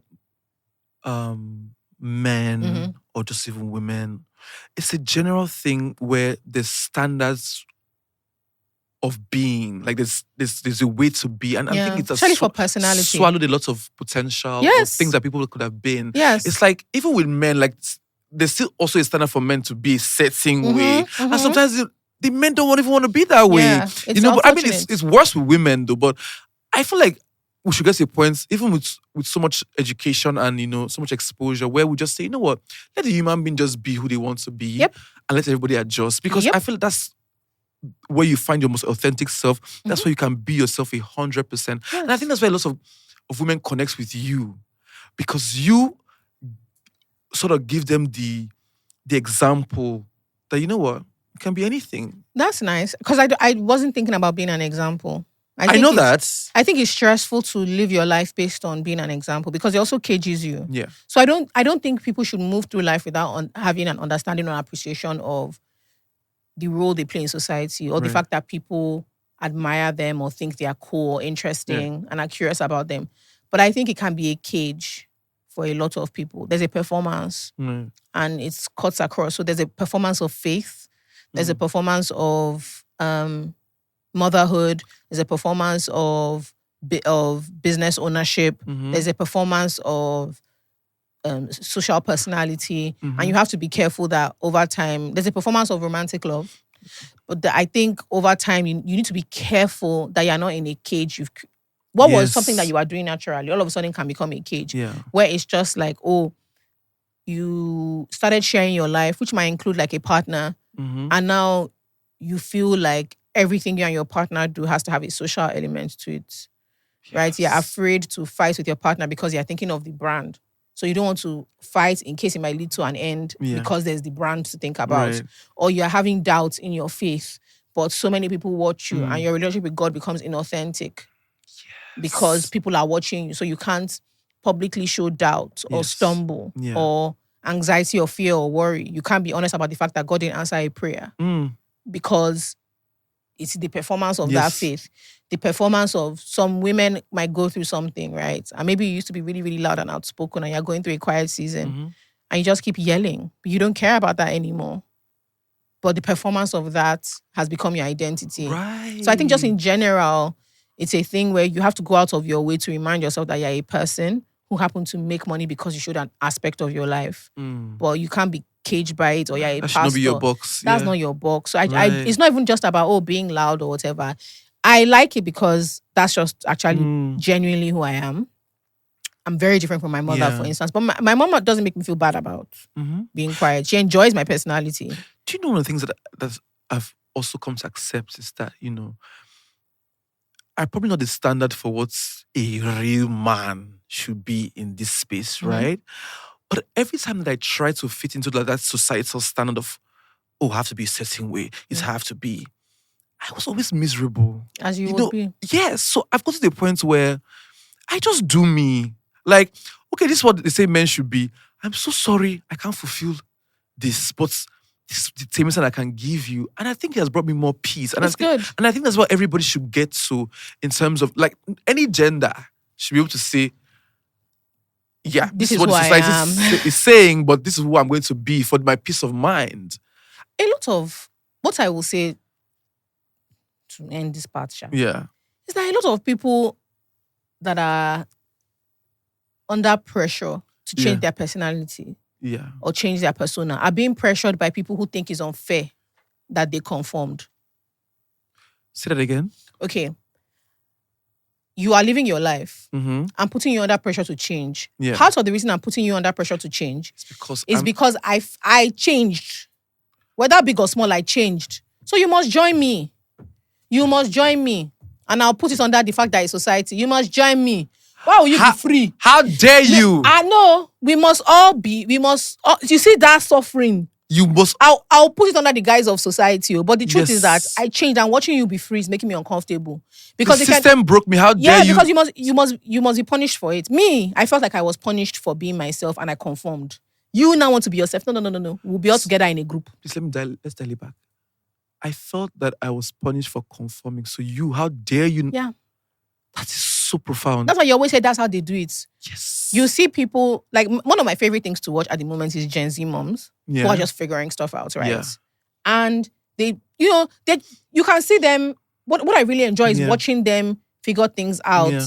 And then you not see comments or things saying that's not how they do it. And they'll tell you that, but that's how they do my own. This is how I'm doing it. Beastly. And it's working. And I admire it so much because there's a lot of, you can't be a mother and do this. You can't be a wife and do this. You can't be a business owner and do this. But I'm doing, but it's being done. So why are you putting so much pressure on me to conform when I've already showed that it's successful and I'm going that route? I have to give it to Gen Z because if it really inspired me to do me. Because when I started my career, you see in the comment section, so man, they do show which kind of style be so I just like different things to say about me. I need to get to me because I'm spending half the time trying to be normal, right? And I'm losing my mind. So unhappy. Once I got to a point where I'm just like, you know what? I'm going to do me, but hopefully I can attract the people that I really want to attract. You know? Even in the workplace, my parents work in finance. And one of the things that makes me laugh the most is a couple of years ago, maybe 2-3 years ago, my dad was just like, this is Gen Z. That they would tell him, 60-year-old man, I don't appreciate the way that conversation went. You too, you sis. Mm-hmm. Yes. Because they are good at their job. So that's the problem. They are good. So you know, say I understand that there were issues with XYZ. Yeah. This he said you go listen because it's small thing. They say mental health. Yeah. Say sorry. Yes. Say sorry. My thing is that when you push these conversations more, right? People will adjust. Yeah, and also it's just I think punishment for joy is such a sad thing. Where people are living their lives and they are finding, especially in a country like Nigeria, we're literally like snatching pleasure where we can. It's a very hard country. Like Nigeria is a hard place with little joy here and there. Yes. There are some countries that are joy with small hardship here and there. Nigeria is hard. Then people are snatching little joy here and there. And then under the guise of society, we're trying to crush that joy, like into a performance of personality. This is how you do things. And I think it's so sad and it's so unkind. I think Nigeria is a society that, we're so uncomfortable with people who are very self-aware, who know themselves. Different. Especially with women, right? Yeah. I mean, a man can, be so confident, like boss. But a woman knowing herself too much is also a problem because, according to one of my former guests, it's like you almost threaten patriarchy. But I mean, that was extreme, but it's not extreme. It's not extreme. It's actually factual. If in a family, I'm actually being serious. Let's say that there's a large extended family, and there is an older girl cousin, who doesn't do what she's supposed to do, the entire family bands together to break that spirit. Because if they don't, all they're thinking about is, okay, in this extended family, there are 7 boys and 2 girls. Between those 7 boys and 2 girls, there are 18 female children. This one, if we don't cage her, those remaining 18 girls will figure out how to be their own individual selves when we've already made plans for them. Yes. So there's always, if you check in a lot of families, when there's a free spirit, and by free spirit, I don't mean like someone it's just somebody who just deviates from what the family wanted. It becomes an entire issue. Yes. The entire family bands together to figure out how to break this person's spirit. Yes. Whether we bully so that the oldest uncle calls her, try and force her to conform. Change. You must marry him. You must go back to his house. You must do this degree. You must born. You must born the second one. You must give him a boy. They push and push and push because if they leave, quote unquote, leave her alone, the ones after will have her as a reference point. Sometimes not even a hard reference point. It's just that somewhere in their mental, they've categorized that, oh, right, it's actually okay to figure out what you want to do. Yes. And they grow along that line. Yes. So it will start from, I don't want to study this subject. I don't like cooking. Why don't my brothers do this thing when I'm doing it? Yes. And put that in 18 places. So it's actually, it's a patriarchy one of the most thing. Interesting things that I'm beginning to learn about, women, even on social media, is that, and when I was growing up, I thought that women wanted certain things, but I've also met women who don't want to have kids, who don't want to marry, who don't see, those women who don't see like marriage as a trophy, or some people are not even maternal at all. I see some women who don't want to be society standards of what a woman is. Yeah. And they're so aggressive about it. They don't even care, right? And the more those women show up on social media, the more they're inspiring other women to behave like that. Yeah. And I'm just like, wow. Yeah. Good times. It's great. Great times for the women, oh. It's fantastic. There's a girl I met. She said, oh, when she turns, and she's just in a career right now. Mm-hmm. When she turns 40, she'll probably just adopt a child because she thinks that she would have made enough money to just love a child, But that anything will consign man. I say, are you a gay? She said no. No, but a lot of women meet their mothers when they are in their 20s or 30s. So I don't know how to explain it. It's like you're growing up with your mother, and then as soon as she's not burdened by parenthood in the same way, you meet a human being and you're like, I actually like this babe. You meet the girl. This is an interesting person. Yeah. This is somebody with her own dreams. This is somebody with a sense of humor, but she's so stressed, so anxious, or felt the need to perform being a parent in a certain way that she didn't like, and she would take out that frustration on you. So maybe your mom would have liked to have been softer or would have been a lot more fun, but people told her that that's not how you're supposed to be a mother. And she played that role for a long time. And she didn't want to do it. And she didn't really want... It's not that she didn't love being a mother. Yes. It's just that she was told that there's a way to do it. Yes. And that the way to do it put a lot of pressure on her. There was a way to be a wife. Put a lot of pressure on her. And so a lot of people get really upset. Herself. Yeah, a lot of people get really upset because they feel like they had such a short time with their parents because they didn't meet them for a long time. So when parents pass, you see like a lot of regrets. Not just, I love my mom. It's just like they feel like a lot of people you talk to will tell you like, I only feel like I really got to know her in the last 5 years or in the last 10 years because they spent so long like playing a performance. Meanwhile, Gen X parents who are in like their 40s, getting to their 50s, have a very different relationship with their kids because they weren't under as much pressure to perform parenthood or marriage in the same way. And I think no, but we're not going back. So that's the thing. People should just get with the program. Yes. Once you taste more freedom, even as an adult, it's like being a young person now. Maybe you came from a strict household. They sent you to uni. You now get on your parents. That's so life be. No, we're not going back. Everybody will conform. Women tasting freedom. Yes. We're not giving it up easily. Let's just rearrange the world so everybody will be okay. I'm not joking. It's really crazy now because people are really moving on and the narrative is changing. I saw an interview of a 92-year-old woman and they asked her her biggest regret. She said it was marrying and raising kids. And in the comment section, right? Plenty women were there saying the same thing. Some women also said that, the children were a blessing, but like it took away from them. It took too much. It took too much from them. Like she said she would have chased a career, that raising kids took, like it felt like they brought the women to breed. Yes. Yeah. And they were so angry in the comment section, but the men were attacking them like, this is the problem with civilization. Can you come? And I'm like, what in the... I said nobody's going back, my bro. Nobody's going back. Let's just reorganize this thing so that we can manage ourselves. Just so everybody who's living as they want to live. Anybody that's tasted freedom in any capacity. Yes. To go back is hell. Yeah. If you work in a company where there is freedom of thoughts and autonomy. Yes. When you enter a space where it is like hell. So it's not even just about, women. Yeah. If you've been in a relationship with somebody who genuinely, you're just two autonomous individuals that chose to be together. Then maybe something happens, you break up. Then the next couple of people you meet, this is how we do things here. Hey, I'm the man, you are the lady. In the lady relationship, this is how they do it. You just be like, I'm so sorry. What's going on? It's not easy to go back. If Yes. you've had friends that bullied you in the past, you meet a nice friend. You can't go. I'm telling you. So when people say, the ladies, I said this, you are speaking in, I'm not going back. This thing you are just saying, it just reminded me of when I was in Warri, when I was growing up, right? Which kills me, by the way. Because Temisa entered Lagos and forgot about that place. He said, I'm a star. See him. Well, I was always meant to be a star. I'm a star. Anyway, friend. When I was growing up in Warri, I was leaning to all those aunties that were the bad aunties. The best. The bad aunties were the aunties that refused to conform. And we had one auntie that... And waiting be bad, miniskirt tattoo. You not can't even pass miniskirt that. Tattoos that if you say A, she will say B to Z.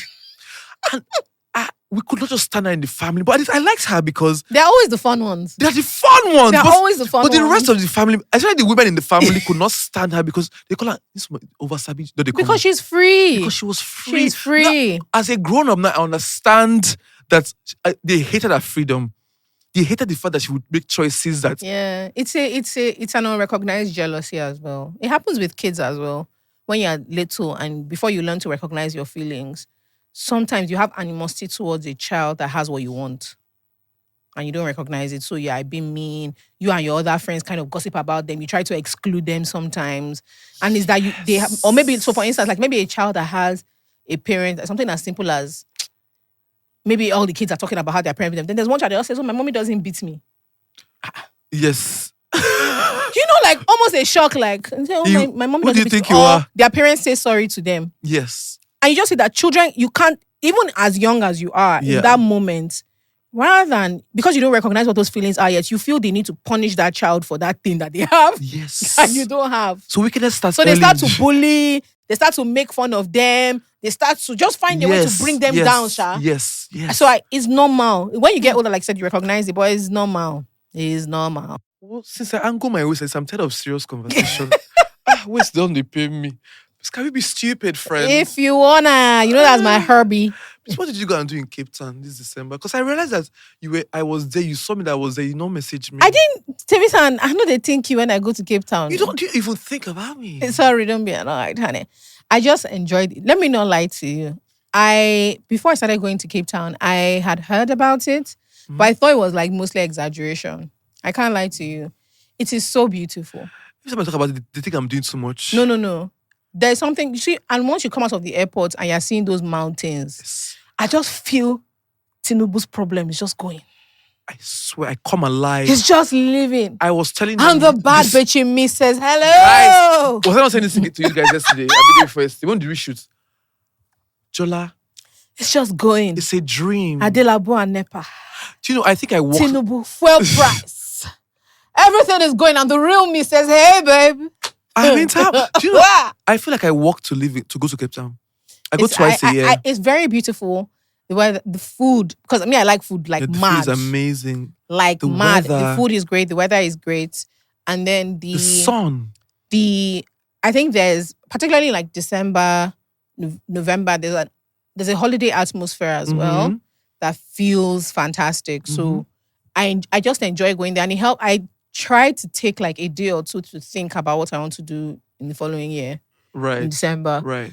But I really like the place. That's the only way to explain it. Sometimes people are like, Yes. you're always going to Cape. I said, you don't understand. The thing is, I can go to Cape Town and go to the exact same restaurants I went to before. Exact same Do you know what I do? parties. I don't care. I can be in Cape Town, right? All I'm doing is waking up in the morning. I look at the mountains for a bit, take my coffee. Then I'll go to the same restaurant in Sea Point. Then I'll come back. Then in the evening, I'm like, should we just take a stroll? Then I'm discovering new places. And in Cape Town, I don't even want, you know how I'm very fake in Lagos. I'm trying to go to the No bougie need. places. No In need. Cape Town, I want to go to the hood where it's art. No need. Because that's where the fun is. All this. Do you know what I really love? I love, and I sometimes hope they don't think I'm like really strange. I love the way South Africans dance. Yes. And it always starts with their, Whoa. they just be bouncing. Yes, so. Before they start, it's almost like they are loading. As in, I love watching them like dance, and they are very expressive. and they allow the music to kind of like take over them. Yeah. So there is no thought of how I look when I'm dancing, or if other people, there's a very specific kind of freedom Yes. that I really, really enjoy watching. Yeah. And I'm always trying to think, as somebody so a DJ is doing that, like he's giving people this, and as somebody who creates, I'm always thinking like, how do you get people to feel this free? Yes. With I think whatever the it is, culture for them. Yeah, culturally. Because, when it's you so go much to South fun. Africa, even when you go to the bougie places, right? They still allow people come in and buy just beer. Yeah, Savannah. I sit down. So I went Savannah. I went to a pub, right? Nice fancy pub, right? So on one table there was champagne and stuff. On our table we're having cocktails and everything. There were 5 girls who clearly they just came back from work. That's where they stopped, right? They had like 10 bottles of Savannah in an ice bucket. And they were just chilling. But guess what? None of us could have enjoyed that place more than them. Whoa, wait, what's going on? Was your 10 Savannah? And they'll just remove their shoe. That's how you know it's about They to. removed shoe, they did everything. It's about to Guess go what? to gear 2. At some point, we have to invite them to our own table They're because so we were not fun. having fun. We needed their energy. Yeah, I really enjoy the place. I think it's a great creative Yeah. spot for me. I Yeah. read a lot. I'm able to read. If I'm not like just playing around, I'm able to read multiple books a day. And I'm also able to hear my thoughts. Like Lagos is very noisy. You So guys, noisy. Lagos is really noisy and it feels, I enjoy any place. Europe does that as well for me a lot. And it's not because Europe is special. It's just, unfortunately for us, Lagos is a bit strange in the way our urban planning doesn't really exist. Yeah.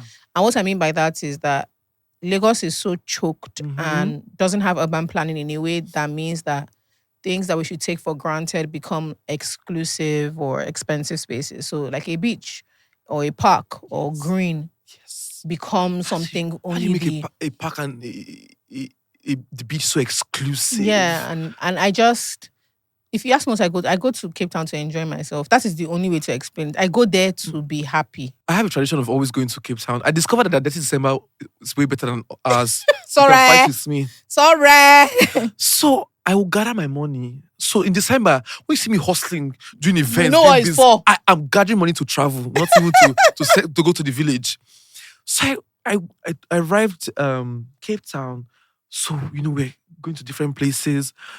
I just did somewhere. When somebody just tapped me, say, "You, what are you doing here?"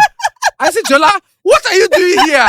Like that thing. That meeting You know what made me gagged laugh? me. Me and this fool, we are still dancing as we are talking. I said, "My friend, what are you doing here?"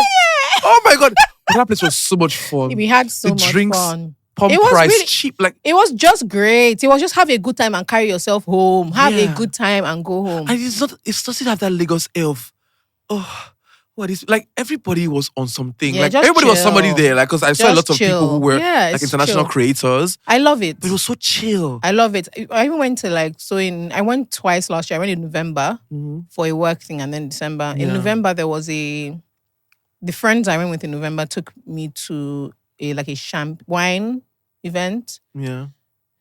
And it's basically just a ton of, what's the way to explain it? It's just a number of wine farms come with their own products.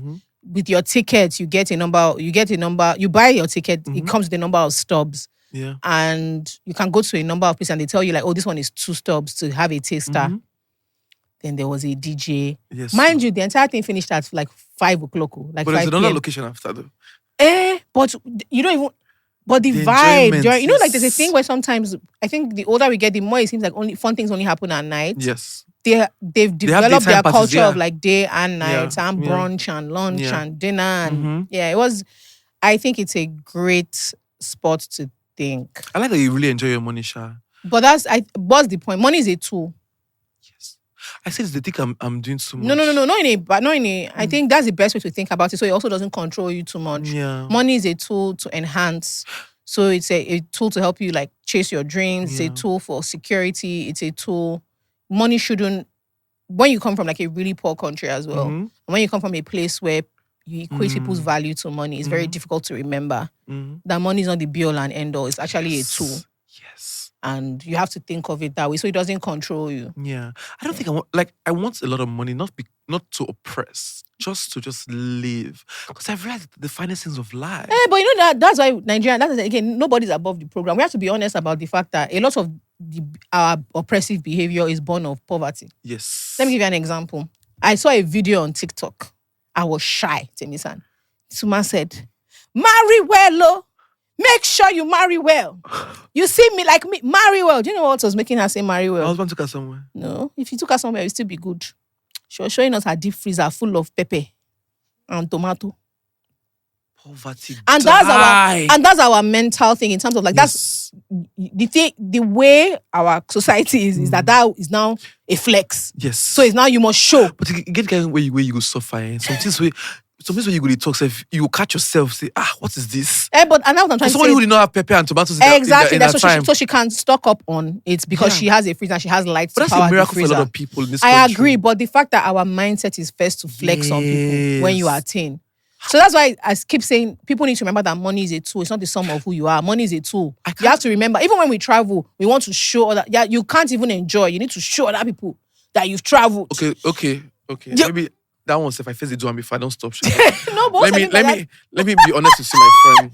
I'm not saying When I first started seeing money, let me just say this is me being honest with you guys.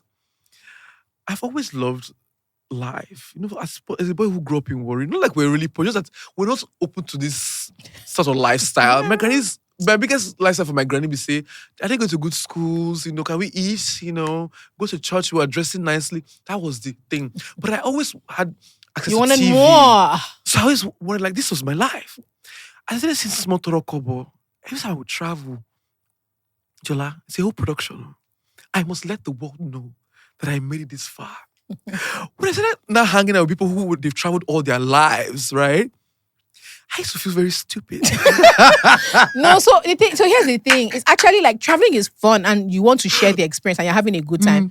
But I do think that Nigerians don't recognize that a lot of our show-off behavior is born from a place of lack. Yes. That we didn't have, and we see it as something to, not even like, oh, let me share with other people that more life can be good. Is to make people feel bad that Yes, you're not here. Your God is asleep, but not mine. What God has done for me? No, mine. I'm living. We have it's like even when people give testimonies in church, It's to pepper the other people. it's almost like, you know, many are dying, many are perishing. It's like, bro. Jola gets out. It's like, I know people feeling bad. Or in that same building, you'll be like, you can't just say, oh, you know, my cousin was in an accident and glory to God, she survived. In that bus, there were 18 people, but my God. In my office, they laid off 20 people, but I was the only one that the God. And it's just like, it's not enough to have. Say, I better pass my neighbor mentality. Yeah, it's not enough to have. It is that you must make people feel bad for their lack. No, because it is crazy. No, but we are so bad. But the Nigerian mentality crazy. is that you also having means that what I have count, like the outshining of what I have. Like if my own outshine your own, that's when I know that I have. Yeah, I don't know. We're also a very exclusionary people. Yes, we don't like. Yes, and we operate from a place of lack. So it's why we don't like sharing information. Yeah. We don't like because if you have, that means I can't have. Yes. And if I get it, I have to protect because you can't get. So somebody was telling me one time that she finds it so interesting how maybe people ask me for information. Or somebody can ask me, oh, Jola, like this brand, I can see you've worked with them before. What did you charge? I'll tell you. Or how do I start a podcast? I'll tell you. Yes. If somebody approaches me, should I work with Shay? I'll say, go ahead. Yes. In fact, you must, yes. actually. I'm very open with. Yeah, I'm like that too. Yeah. And someone was telling me, I said, you don't understand that. You have to, rather than think of it as, but if the brand gives this person money, they won't give me money. You have to think about it in that, like, we need to be more. We need to be. We need to be more. I don't know how to explain. Like we come from a place of lack. It's very this bad. Brings to this question. It's very shameful. Question. You know, every time people tell me, "Oh, how do I feel about more podcasters coming to this scene?" I'm like, the more we are, the more we can create an industry out of it. And it also forces like a rise in standards. Yes. Right? So I'm like, yes. Sometimes you think you're doing well. Then you move to another level and you realize like, oh, my sound production can be better. Yeah. We actually need a jingle. I need to do better with sourcing guests. We need a producer that can do a bit more research because I can't handle it. Like maybe I can segue into my ads better. Maybe we need to add more segments. It forces better. Yes. Right? It's like fashion industry design. Standard. It's like fashion design in Nigeria. Yeah. We're not where we were 10 years ago. We're not.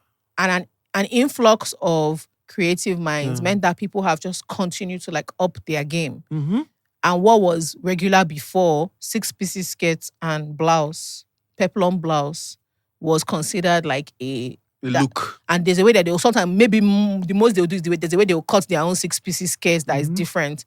But then now people are doing more and it's pushing the industry to do more and to do better. And to charge more, like to earn more. To just even better, even inside in-house, it's like, what's the quality of the production that we're doing? Yes. How are we getting guests? What are we talking to the guests about? Because everybody wants to get better, but you want to be a big fish in a small pond. Because I feel like the more people have come into this space, the more I'm on my people like, We have to do better. How to do better? Like anywhere I see for outside, I say, okay, It's let's now, replicate. we're now in a polygamous household and chief must eat my food. Oh, shut So where do we up. go from there? You have Where the best do we analogies. go from you there? can. So that's why I am now. Yes, now, before anything, you make me don't be with. I'm like, if you, Now, I'm junior like- wife has come with I'm like, let your teaser not be good. beef first. stroganoff. So Sorry, stroganoff. I'm like, continue. What can we do? Let your teaser not be good. Other podcasts will take over. Yeah. I'm like, yeah. So it's forcing us It's to do good. better. I I think- like that. I think it's great. I think it's fantastic. I like that. So Jola, you're not going to talk to me about it, man. Never. Ever. I don't talk about things that I don't want people to talk about. Me too, Sha. Yeah. You know, there's a way you invite, and you know, it's okay. Thank God you brought this thing up. It's something I find that influencers and front-facing business owners do, where we enjoy the positives of oversharing and get very angry at the negatives. Right. Mind you, you're the one that brought up the conversation. Yes. Yeah. And we start to talk really badly. We start talking to our audience like they are disturbing us when you invited the conversation, right? I don't talk about anything I don't want to invite conversation on. Yes. So. Please and please. And so sometimes, and I talk so much and I share so many other things already. No, but do you Also, the older you get, the more careful you have to be. Shaba. You start telling, oh, hey, I'm dating him now, or I'm dating her now, or I'm dating them now. So we broke up. You know, when you're younger, it's funny. Yeah. When you're older, you have spiritual problem. Yeah. And so people are going to start saying, are you sure? There's nothing wrong with Are her. you sure you won't? Are you sure you won't beg him, my sister? So I think for somebody who I love to share, I'm an oversharer.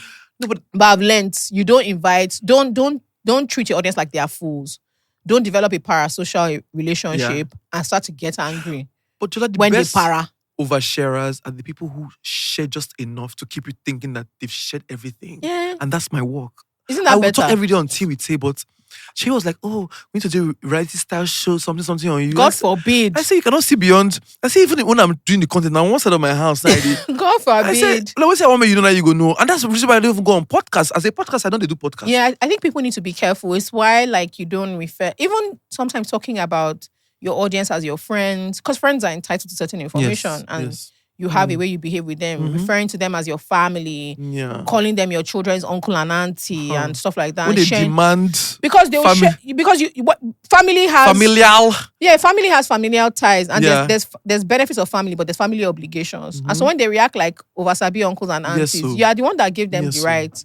So as much as I adore social media, it has changed my life. I think genuinely. you don't take it seriously. That's my Yes, we'll talk about that after. But Yeah. but it's because I also see it as a responsibility. You know me, my own is always too serious. Yeah. I think that there's a responsibility you hold as well. So don't just act like there's these mindless zombies out there waiting for you to create content so that you can do as you like with them. Right. No, they are people. Yeah. They are people, Yeah. and you treat them with respect. Yes. The respect you want, you give. Yes. So sometimes I just, why don't you talk about X? Why don't you talk about Y? First of all, I'm also very selfish with my platform. I've noticed that women give their platform away too easily. You start dating somebody or you get married, and before you know it, he's a part of your content. A lot of male content creators understand the value of what their platform is, and they don't share it to anybody. Yes. I am the star, I'm like that. and you didn't work for it. I'm like that. I did, honey. I'm very much like And that. what I would hate is for, God forbid, relationship or marriage ends. You now carry part of my hard-earned audience with you. God forbid. No, I'm not selfish like that. I but am. I'm very. What I mean, you carry them with you. I got it like because it What took I mean, a lot of work. what to I mean by build. you carry them with you is that people have invested in that thing, and now that it's gone, they're like, no, Yes. you came for Jola, you stay for Jola. It's like I know you probably have not seen her, but there's a girl on Instagram called Judas the Beatmaker. I love her. I'm obsessed with her. So she was dating this guy. See one thing about me, I love troublesome women. Love. That's my is bag. amazing. She was dating this guy. I think she was actually in love, but I never seen anybody who moved on. Okay, you want her to die? She called it in 7 days rain. She sought the guy for 7 days, right? Then there was a name that she gave the guy. Zorro was the name that she gave the guy. So when they broke up, I think the guy was not all the way. People were saying that she stopped calling Zorro. And she said, I gave you that name. I took it back. He said, I gave you this. I take it back. I love He said, troublesome Zoro can be a women. dog. Zoro can be a cat. Your parents' name is Zoro. That thing sends me into the abyss. I love. See, you don't understand But the she way had it. I love troublesome women because there are just never that many. People, Right. there's a way people insult you that you start to feel bad. Yes. And you simmer down. Yes. I enjoy troublesome She's women. too Even when their own is troublesome. too much. I'm like, you know what? Just continue. Because if at the very least somebody feels bold enough to be troublesome and they just say, but at least I'm not up to Jola. But they're still trouble. No problem. Keep So now going. when you get of being this troublesome, like It's so you go to bed and I'm like, yes. the You trouble I caused today. you see that face you made? Yeah. That is literally me. Why? I'm just like, what a great day to leave a legacy of Wahala behind you. Do you know how many women died wishing they could have just said their mind at least once? But do you ever? Somebody messaged me that she saw an interaction where there was a woman she knew that kept trying to get a man to treat her well and notice her, whatever, and he died suddenly. That the craziest thing she saw was the way the woman reacted to the man's dead body. She started screaming that he should give her life back because she never said what was in her mind. She never got to express herself fully. And now she knows that the person she wanted to express it to the most is gone. Nothing for her again. That's So crazy. sometimes my mom or my dad would say, so okay, now that are you happy? I say, yeah. I'm happy. I'm happy. In fact, I'm trying to respect you. That's why I'm not showing my real joy. Yeah. Yeah, I'm very, very, I'm too happy. Just wait till I go and lie down. And I can smile You're very actually well. crazy. Yes! I'm very, very crazy. Very crazy. And I enjoy it. I'm a bit nuts and I don't mind. You're a nutter, I know. There are many people that wish they could be themselves. Do you know what I did on Monday? I bought Koboko for my car. I saw that video. I got into an altercation with somebody on the road and I just thought to myself that if I had weapons with me, But where do you get this energy from? Because your parents are very calm. I've seen their video. yeah. Huh. In every disciple There must be group, there must be a Judas. Well. What do we have Look here? at her. What do we have? Jola, What do we have here? I enjoy it. So I enjoy just being able to flex my free will. Yeah. I actually envy people like you who. So you know what it is? Because I think it's the liberal part of me. I'm always balancing that. Should I say it? Should I not say it? No, but then it's also because I met you earlier in your career and you are a lot more free. I think you feel constrained by your job and your role, which is not it's not too bad. But I do think sometimes like you're very anxious about how you're perceived. Right. Yeah. You reckon? Yes. I know you well enough to know that part. Oh, please don't call me. Every time I've chilled with you, I'm like, Temisan is so much fun. But then I won't see sometimes. You want to say something. You quickly just, They say wisdom is profitable to direct. I beg. So I get it. But I'm also still very But I think measured. I'm letting that go slowly. I know the guys to some degree. To some degree. Let me tell you why that is the case. Anyway, I've realized that I'm getting old. I'm going to be 30 this year, right? Oh my God. You will die. And I've realized that I've, gone through life, tiptoeing, not, wanting to offend sensibilities and whatnot. I'm just like, it doesn't work. I have a friend who's constantly offending the public and they love her. Shout out to Toke. Facts. Shout out to Toke. Like, every time I think that it's good, this is the end of the road, it's the beginning of a new dawn. I think there's something about being your true self. Being the version of your true self you welcome the public to speak on and how freeing that is. In that you can't use me against me. That's so powerful. You can't use me against me, especially if that me You can't version shame of the me is shameless. public. And maybe this. People even say you can't shame the shameless, but it's actually you can't use who I am against me. And in a search for like money and fame and power, a lot of people contort themselves to be presented and viewed the same way. So they live in fear of the real them coming out because it will affect their bag. You ain't lie. Because let me tell you what the problem was at some point in my career. And it speaks true to what you were saying, right? I got to a point where I was protecting the career more than myself. Because I'm like, this is the only thing I know. Might just protect this side. Might not talk the one we call spoiler. in the mood, just hide for you. But I realized that for even the career, you need talkability. And talkability comes from authentic conversations. Yeah. Because I have a video on TikTok that did 1.4 million views. If I have 2,000 comments on that video, 1,995 na insults. But you know what that video did for me? It grew my following instantly, my DMs. No kind of request I did not get. Toasters, lovers. I'm like, this is counterintuitive because well, they insult people. But it's like loving to hate. And there's also a performance. So I hope people don't take this the wrong way. I think if you come from a conservative society, you learn the right thing to say and to perform. So even when I don't actually disapprove of something, I know I have to publicly perform disapproval. Rich. Or I have to publicly, I have to perform like I care about this thing, or I have strong feelings.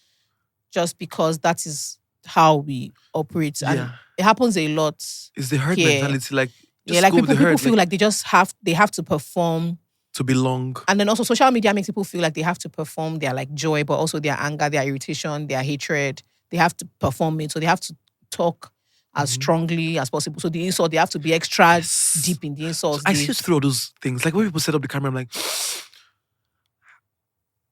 I'm gutted. My heart is good. I'm like, bitch, like, I know that you don't give a rat's ass. This is just popular opinion. And you're leaning into it. I know that you never cared about anything. Anybody's rights no concern you. You're a selfish person, but well, let it not be that I didn't talk, Sha. Yes, but let me tell you, that's the only parts I don't give in. Where you feel you're not under pressure to perform. If I don't have anything to say, I don't say. We're getting too serious again. Talk another thing. What did you eat today? I haven't eaten yet. I was going to reward myself with food after this. But if you buy me food? Never. Since you make money, they go on. So I never eat your money once. And so? You're a very bad friend. Okay. Call police. Like, we don't get you on the phone. We don't see you travel. Like, even the time I go see you, it's always like you're a celebrity to me. No, it's because you make plans. Me, I make plans. And we jam because our plans jam. So if you buy me food now, will you die? Yes. You know if you feed me. And if that the kind of money I won't travel, I know I eat. So me, I don't want to travel. No, it's like the only money where I have a feast to eat now. I put on for this thing. I want to travel. Well. As I'm talking to you now, I've got a man from here to Zimbabwe. I don't get rich 10,000 naira. Look at this worry liar. Okay, I have more, but wait. But any money I spend here will take away from abroad money. Where do you want to go next? London. London is so expensive. It's too expensive. That's why I'm saving. I cannot eat here. Sometimes I'm starving. I love London. My gosh. I like it now because all my friends have moved there. I love it. Because in this Lagos, I don't have too many friends. There's a type of London that is... There's a hot 3 weeks in the summer. I've never experienced that summer. No. I've been there in June. It is like crack, man. It's fantastic. But I never want to go to any hot country. Nigeria reminds me that I don't want to... No, I don't actually like hot. London hot is not like Lagos humid. Yeah, it's not humid. Hot, right. It's just... A London summer is gorgeous. It's fantastic. Yeah. And then because they have such bad weather all the time, those are the 3 weeks that they are in a good mood. Because the people are in a good summer mood. that I experienced in that London could still catch me. So I was still like, this one... Yeah, it's like a 3 week thing. I'm actually being serious. They don't have a long summer at all. Yeah. Because by the evening, I was running helter-skelter to find... But you know what I've heard? And it's so random. I was reading about... apparently Chicago's summers are like a big thing. Like the city takes it very, very seriously. So I would like to see what that looks like. I want to go to America in September. Where? What they do? Something called one weekend. Coachella? No, that's in April. It happens in September, I think in Atlanta or somewhere. My Ghanaian friend said we should go. Oh, okay. Yeah, but I've had a visa since 2025. You need to use it, by the way. But go. America is interesting at the moment. Like the country is, but America is still America. Everybody that goes to America think that America is great, but I don't really care for America. Have you been? Never. Go and come back first. Okay, maybe that's what. So that's how I tell people like go to Cape Town and come back first. Yeah, this is how I used to talk about maybe food. I thought it was very European, but No, it's an experience. So what did you do in America the last time you were there? New York. Yeah, I want to experience New York. That's how I actually got the visa. New York is very like the city feels alive. That's the only way to explain it. It feels alive. And I'd been before. So the first time I went to New York, it was a very broke and naive. I didn't really know what was going on. I went with my parents. Mm-hmm. I know Nigerian parents, they have things that they want to achieve, and that's that. Yeah. So I didn't really enjoy it at all. Second time I went was also poverty induced. So I feel like I didn't enjoy it. What do you mean poverty induced? Like I went with no money. So I was just like, what's going on? And I didn't have what I would call like a cultural whisperer. Like someone like, oh, this is where you should go and this is what you should do. But the last 2 times have been amazing. So nice. The first time I went that I really enjoyed was when Twitter was Twitter, not X. We went, Fakemi and I went and we hosted like something for Twitter. Burna Boy did his show at Madison Square Garden. And it was just like a weekend. Madness. Right, it was so good. I remember that trip. You guys were really doing the most. It was a lot of fun. It was really, really nice. And then since then, and every time I go now, I feel like I know a bit more and I see a bit more and I have a couple more things to do. Hopefully, we're going again to do a show. Please, can I come with you guys? Is there any budget for your brother podcast? I don't understand. You're a wicked person. Who do you think? No, do you guys understand? This is something that I'll say publicly because it makes me laugh all the time. When you're independent and you're producing things, there's nothing more fantastic than seeing gross.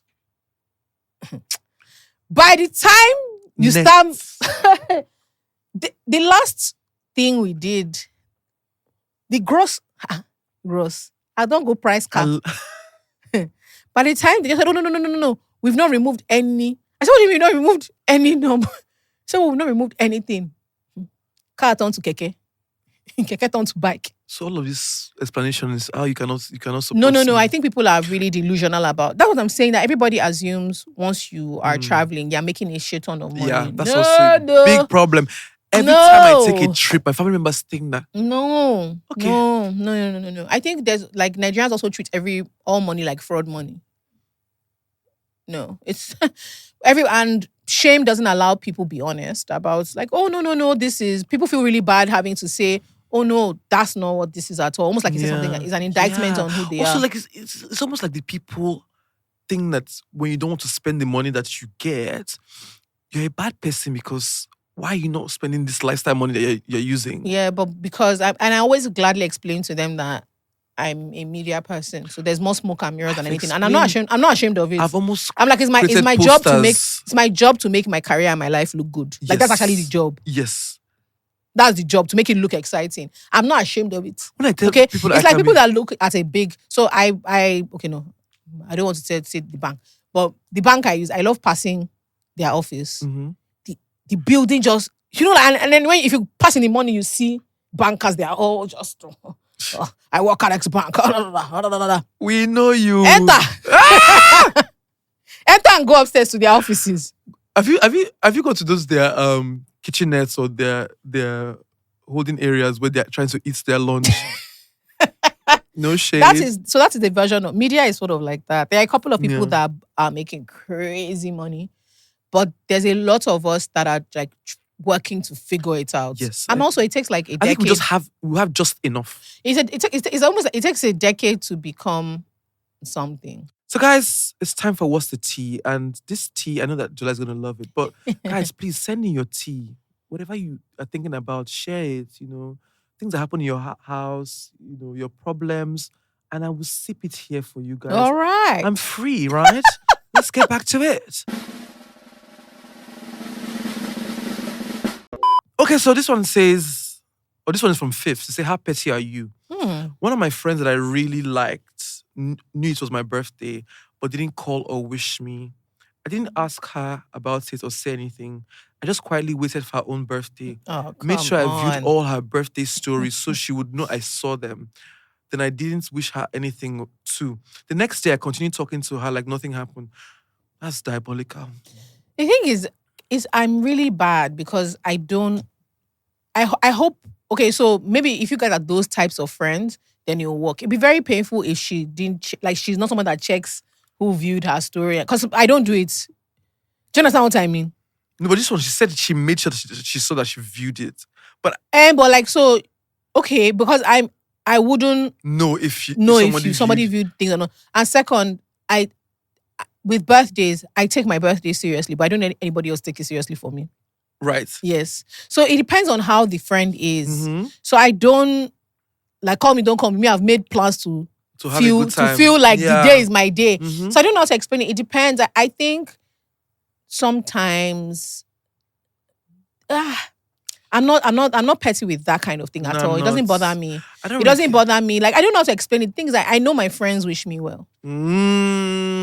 I'm very well aware. Yeah. But I also had a very interesting conversation with a friend last year. We were talking about something completely different, and I think I was sounding a little bit high and mighty. And she said, because of your job, you get to feel important quite a number of times. So you do live shows. People come up to you. They're like, "Oh my God, well done. I enjoy your work." So you get to feel really like valued. That's so smart. Lots of times, but for a lot of people, they only get like their birthday. Oh, that's and so profound. when people who they care about don't treat it So that's as the one day that you could important, have. it's like this is my one day now. Like how far? Why didn't you Oh. make an effort with this my one day? You may not see it as that deep, and also you may be the kind of person who doesn't need a lot of people to be like, "Oh my God, your birthday, your birthday." Yeah. But some people really like it because that's their My one birthday day. gives me anxiety. No, it doesn't give me As it's coming, anxiety. I'm shaking. It just doesn't matter to me. Like it doesn't matter to me that other people are calling. Because my and- life is fabulous. Like I have days that you know. It's not even that. It's just that I just have this thing of I'm thinking about my cake. I'm thinking about Really? yes, because so for me it's not like what the cake looks like. Is that I like an expensive cake from an expensive place, so I don't buy all the time. Even if I'm craving cake, I don't buy from her all the time. So it's like my birthday, I'll buy this cake, and I eat. Do you throw parties? Sometimes I'll have like friends around the house. I Yeah. don't like the formality of throwing a proper party. I think the Yeah. stress, the effort becomes too It's much. Too much. But at the very least, I'll have food in my house that I want to eat. I'll have cocktails that I want to drink. Yes, it's about me. It's about me. I wake up, I wear a house outfit that I want to wear. Yeah. I chill. Sometimes a lot of people call me. I don't pick the phone because I don't want to talk to people. Some of them I'll pick, some I won't pick. Text me, so I'll say thank you. The next day I'll start apologizing, but Yes, yeah. but sometimes I'll just be like, I get overwhelmed. So it's a day about me, but ever since my friend explained to me that sometimes I can be a bit dismissive of the fact that people might want a special day, even if you don't think it's that big a deal. If they do, if they are when they complain, you might wonder, but just say, "Oh, I'm so sorry, I didn't mean. I hope you had a great day." Get them a present, like you forgot, so now you have to buy a present. You forgot. So I think with stuff like that, if it chokes you that your friend didn't reach out, be like, "Now for you," because a friend did that. It was her birthday and I forgot. I hadn't put it in my diary, and she told us off. She was like, "You people forgot that it was my birthday and stuff." And I was like, "Ah, but you Yes, travel." I would apologize. I was like, for "Ah, but you that, travel yeah. for your birthday, and I thought you don't want to be disturbed." She was like, "Yeah, but you could have sent a text." And I was like, "Yeah, right. I'm sorry." But I'm not petty about that kind of thing. Yeah, I'm not. really petty. In fact, sometimes I forget that I was annoyed about something. And I start playing with the person again, and I remember, shh. That's so me. That's so me. Forget my beef. Once I internally deal with a problem, because I like being happy. Yeah, and forgiveness. Just I'm let it go. Hey, I'm supposed to be quarreling with this person. Well, this malice. Oh, fuck. Yes. That's me. I'm like, hey, you could have continued this malice for 3 days. Try. Just try. That's me and my own malice. Try. My own pettiness. I'm like, Try. Tim, how did you forget? Oh, that's amazing. Yeah. But speaking of birthdays, I'm turning 30 this year. You've said it like 5 times. We've heard you. Because it's a big age. Like, All I've right. always been 20 all my life, you know.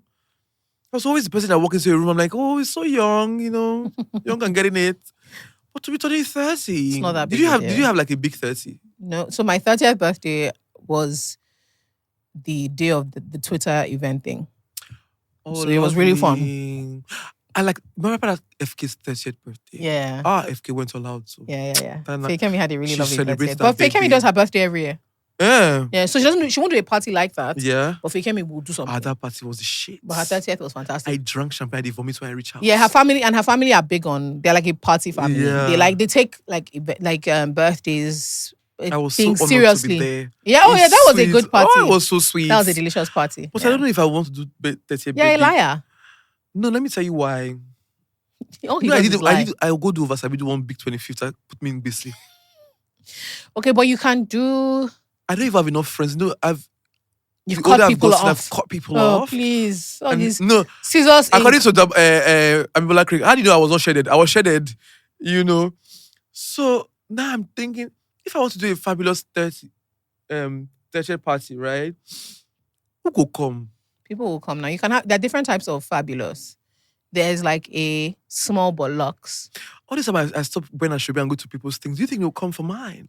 But you don't need them to come for you. So I said that it can be small bollocks. Yeah. I've been to one of those and I loved it. Like I felt. So I think we were 40 people there, but the person went all out. So it was like a super luxurious meal, and she put the rest of the money in like really meaningful goodie bags and stuff like that. So it wasn't many people. But I want a destination birthday. Are you gonna come? Nope. No, Cape Town. I don't like that pressure. Now, again, like the same way you say, the older I've gotten, the better I've gotten at telling people, oh my God, this seems so amazing. I'm so sorry I won't be able to make it. Because I don't like the way I used to feel around people's events. It will cost me money in a way that I'll start having bad feelings towards someone's good thing. So who go celebrate with me for Cape Town? You have friends in Cape Town. Ooh. I don't know. I have acquaintances. Okay. And so, but if you have acquaintances, so this is another thing that makes me laugh. I'm not saying you can't do your birthday the way you want. But if you're not going to have your people with you, sure you will shift your plans. I don't want to. Okay. I want you guys to rise up to the occasion. I'd not go rise. I go rise ground down. Yeah, I'm not rising up. I'm sitting down, babes. It's fine. Sit down in Nigeria. Me, myself, and I will have a 30th party alone. It will actually... You that you can cry. You'll be so upset. No. You'll be... You don't know who I've become. Temi-san, you can't have a 30th by yourself. You start saying things like, you know what? When Temi-san wants to It's the beginning of my journey to 40. When Temi-san wants to pretend to be mature, he now starts saying, and that's why I've learned that you can't have friends.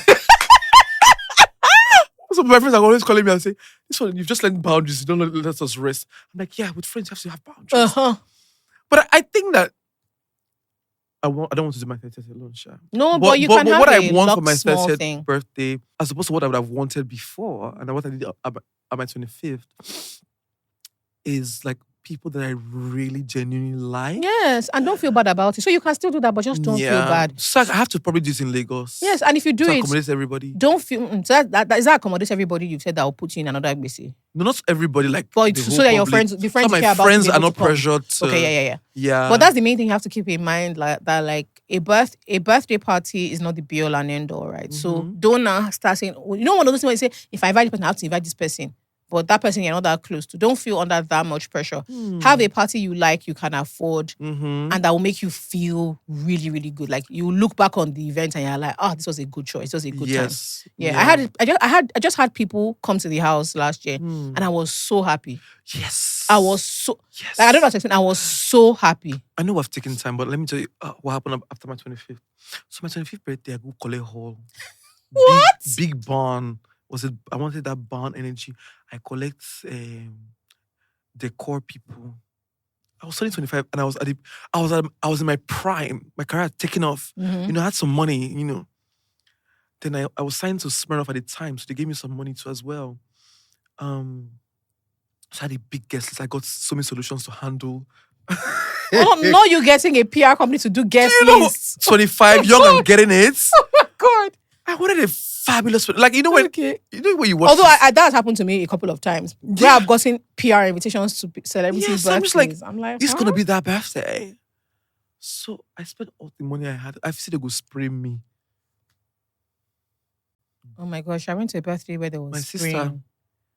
I've never seen that much. I don't say my friends will be 25 and below, or 25 and above. Those are the real hustlers. They are still hustling. So they just and need it's to not drink hustling, my drink. hustling. So I had people, like, the service food was coming in. I even had extra chefs that I brought just in case things finish. I don't want to disgrace myself. So I had my own personal chef cook, you know. Then the alcohol was flowing. People were drunk. People they dance. People they have a good time. But you know, spray me. In fact, half the time for the party, I was not enjoying myself. I was calculating. This is basic behavior. So when people will say that they will spray us to pay. Do you know the crux for this? The finale for me was when my friend books me an apartment in Eco Atlantic. When birthday finished, I went alone. Alone. It was so It's such a it was calm down. It was so lonely. It's such a calm down. Then the only money where they spray me, the bag of money, I can't sit down alone. They count up. Oh The only no! money And where- you know what the I only love? money where I raised that 300K. I don't know if you're like me. When you feel sorry for yourself, you now can see in your mind the video, like you play a Yes, video how of how you foolish I currently look. was. That's So I sat that's down me in my lonely, with your bag of fabulous money. apartment at the Atlantic with my bag of money. I called the counter, I called the clean the notes. I said, they count the money. Everything came to like 290 something. It's not even Sha. full 300. And then for that 290 something, and one of my friends just looks, say, it's your friend's the weekend, she's paying me 200K. Yes, she changed. Because there were money. I said I wanted a fabulous. I think there were money changers. Since then, 26, 27, 28, 29, You give yourself brain. with myself and I. I rather travel or do Tell me, son, I can't something. believe this story. If you had told me about this at the time, because I knew you at the I time. will look for the flyer for you. I had a fabulous if, flyer. if you had told me this The at PR that company. So if I reach PR so let me say how I was. for I was checking birthday. in, let me tell you how I was checking in with my guests. Right? I'll call them like, have they called you? I said, come. You're so foolish, a foolish boy. He said, have they called you? When I calculated the money, I was broke. Oh. No, you for won't be 2 broke. months, for 2-3 months, I worked like a slave just to make ends meet because I was thinking that bad as Is it this guy bad. crazy? I did not know now. I said that's why 26, 27, silence. Guys, But you've tried. I've tried. That's why this 30th birthday, maybe I'll look for an Airbnb and just invite a few people. They'll just put 30 behind me. I'll thank God. If I'll call the pastor in the morning, pray for me. In the evening, we dance. We do small piano. I travel to Cape Town by myself. That's it. Fair enough. Oh my gosh, I've had so much fun. Thank you so much, Jola, for Thank coming. I've been you. looking forward to this episode. I loved it. I know. hope you had a good time. I did. It's always a good time with you. And I don't know when Always. next I'll see you because you are too busy. But I'm grateful Oh, God. that you shared yourself with me today. I did, didn't I? Right. Please, let's go and eat a bake. Why you keep saying let us? No. Okay, leave. Will you go to Akonke Alamala with me? What's that? Okay. All right. Thank you guys so much. Make sure you like and can't we- subscribe on all platforms. Yes, please. Make sure you share your tea with Tay in the link. Yeah. Okay, tell him what's going on, the good, the bad, the ugly, the one that's even know your business. Thank you. He'll be happy to sip that tea by himself or with others. Thank you so much, Jola, for that. Bye, guys. Are we by Afano? We don't I'm buy. serious. Bye. Yeah, but I'm talking to you. Oh. Goodbye. Yeah.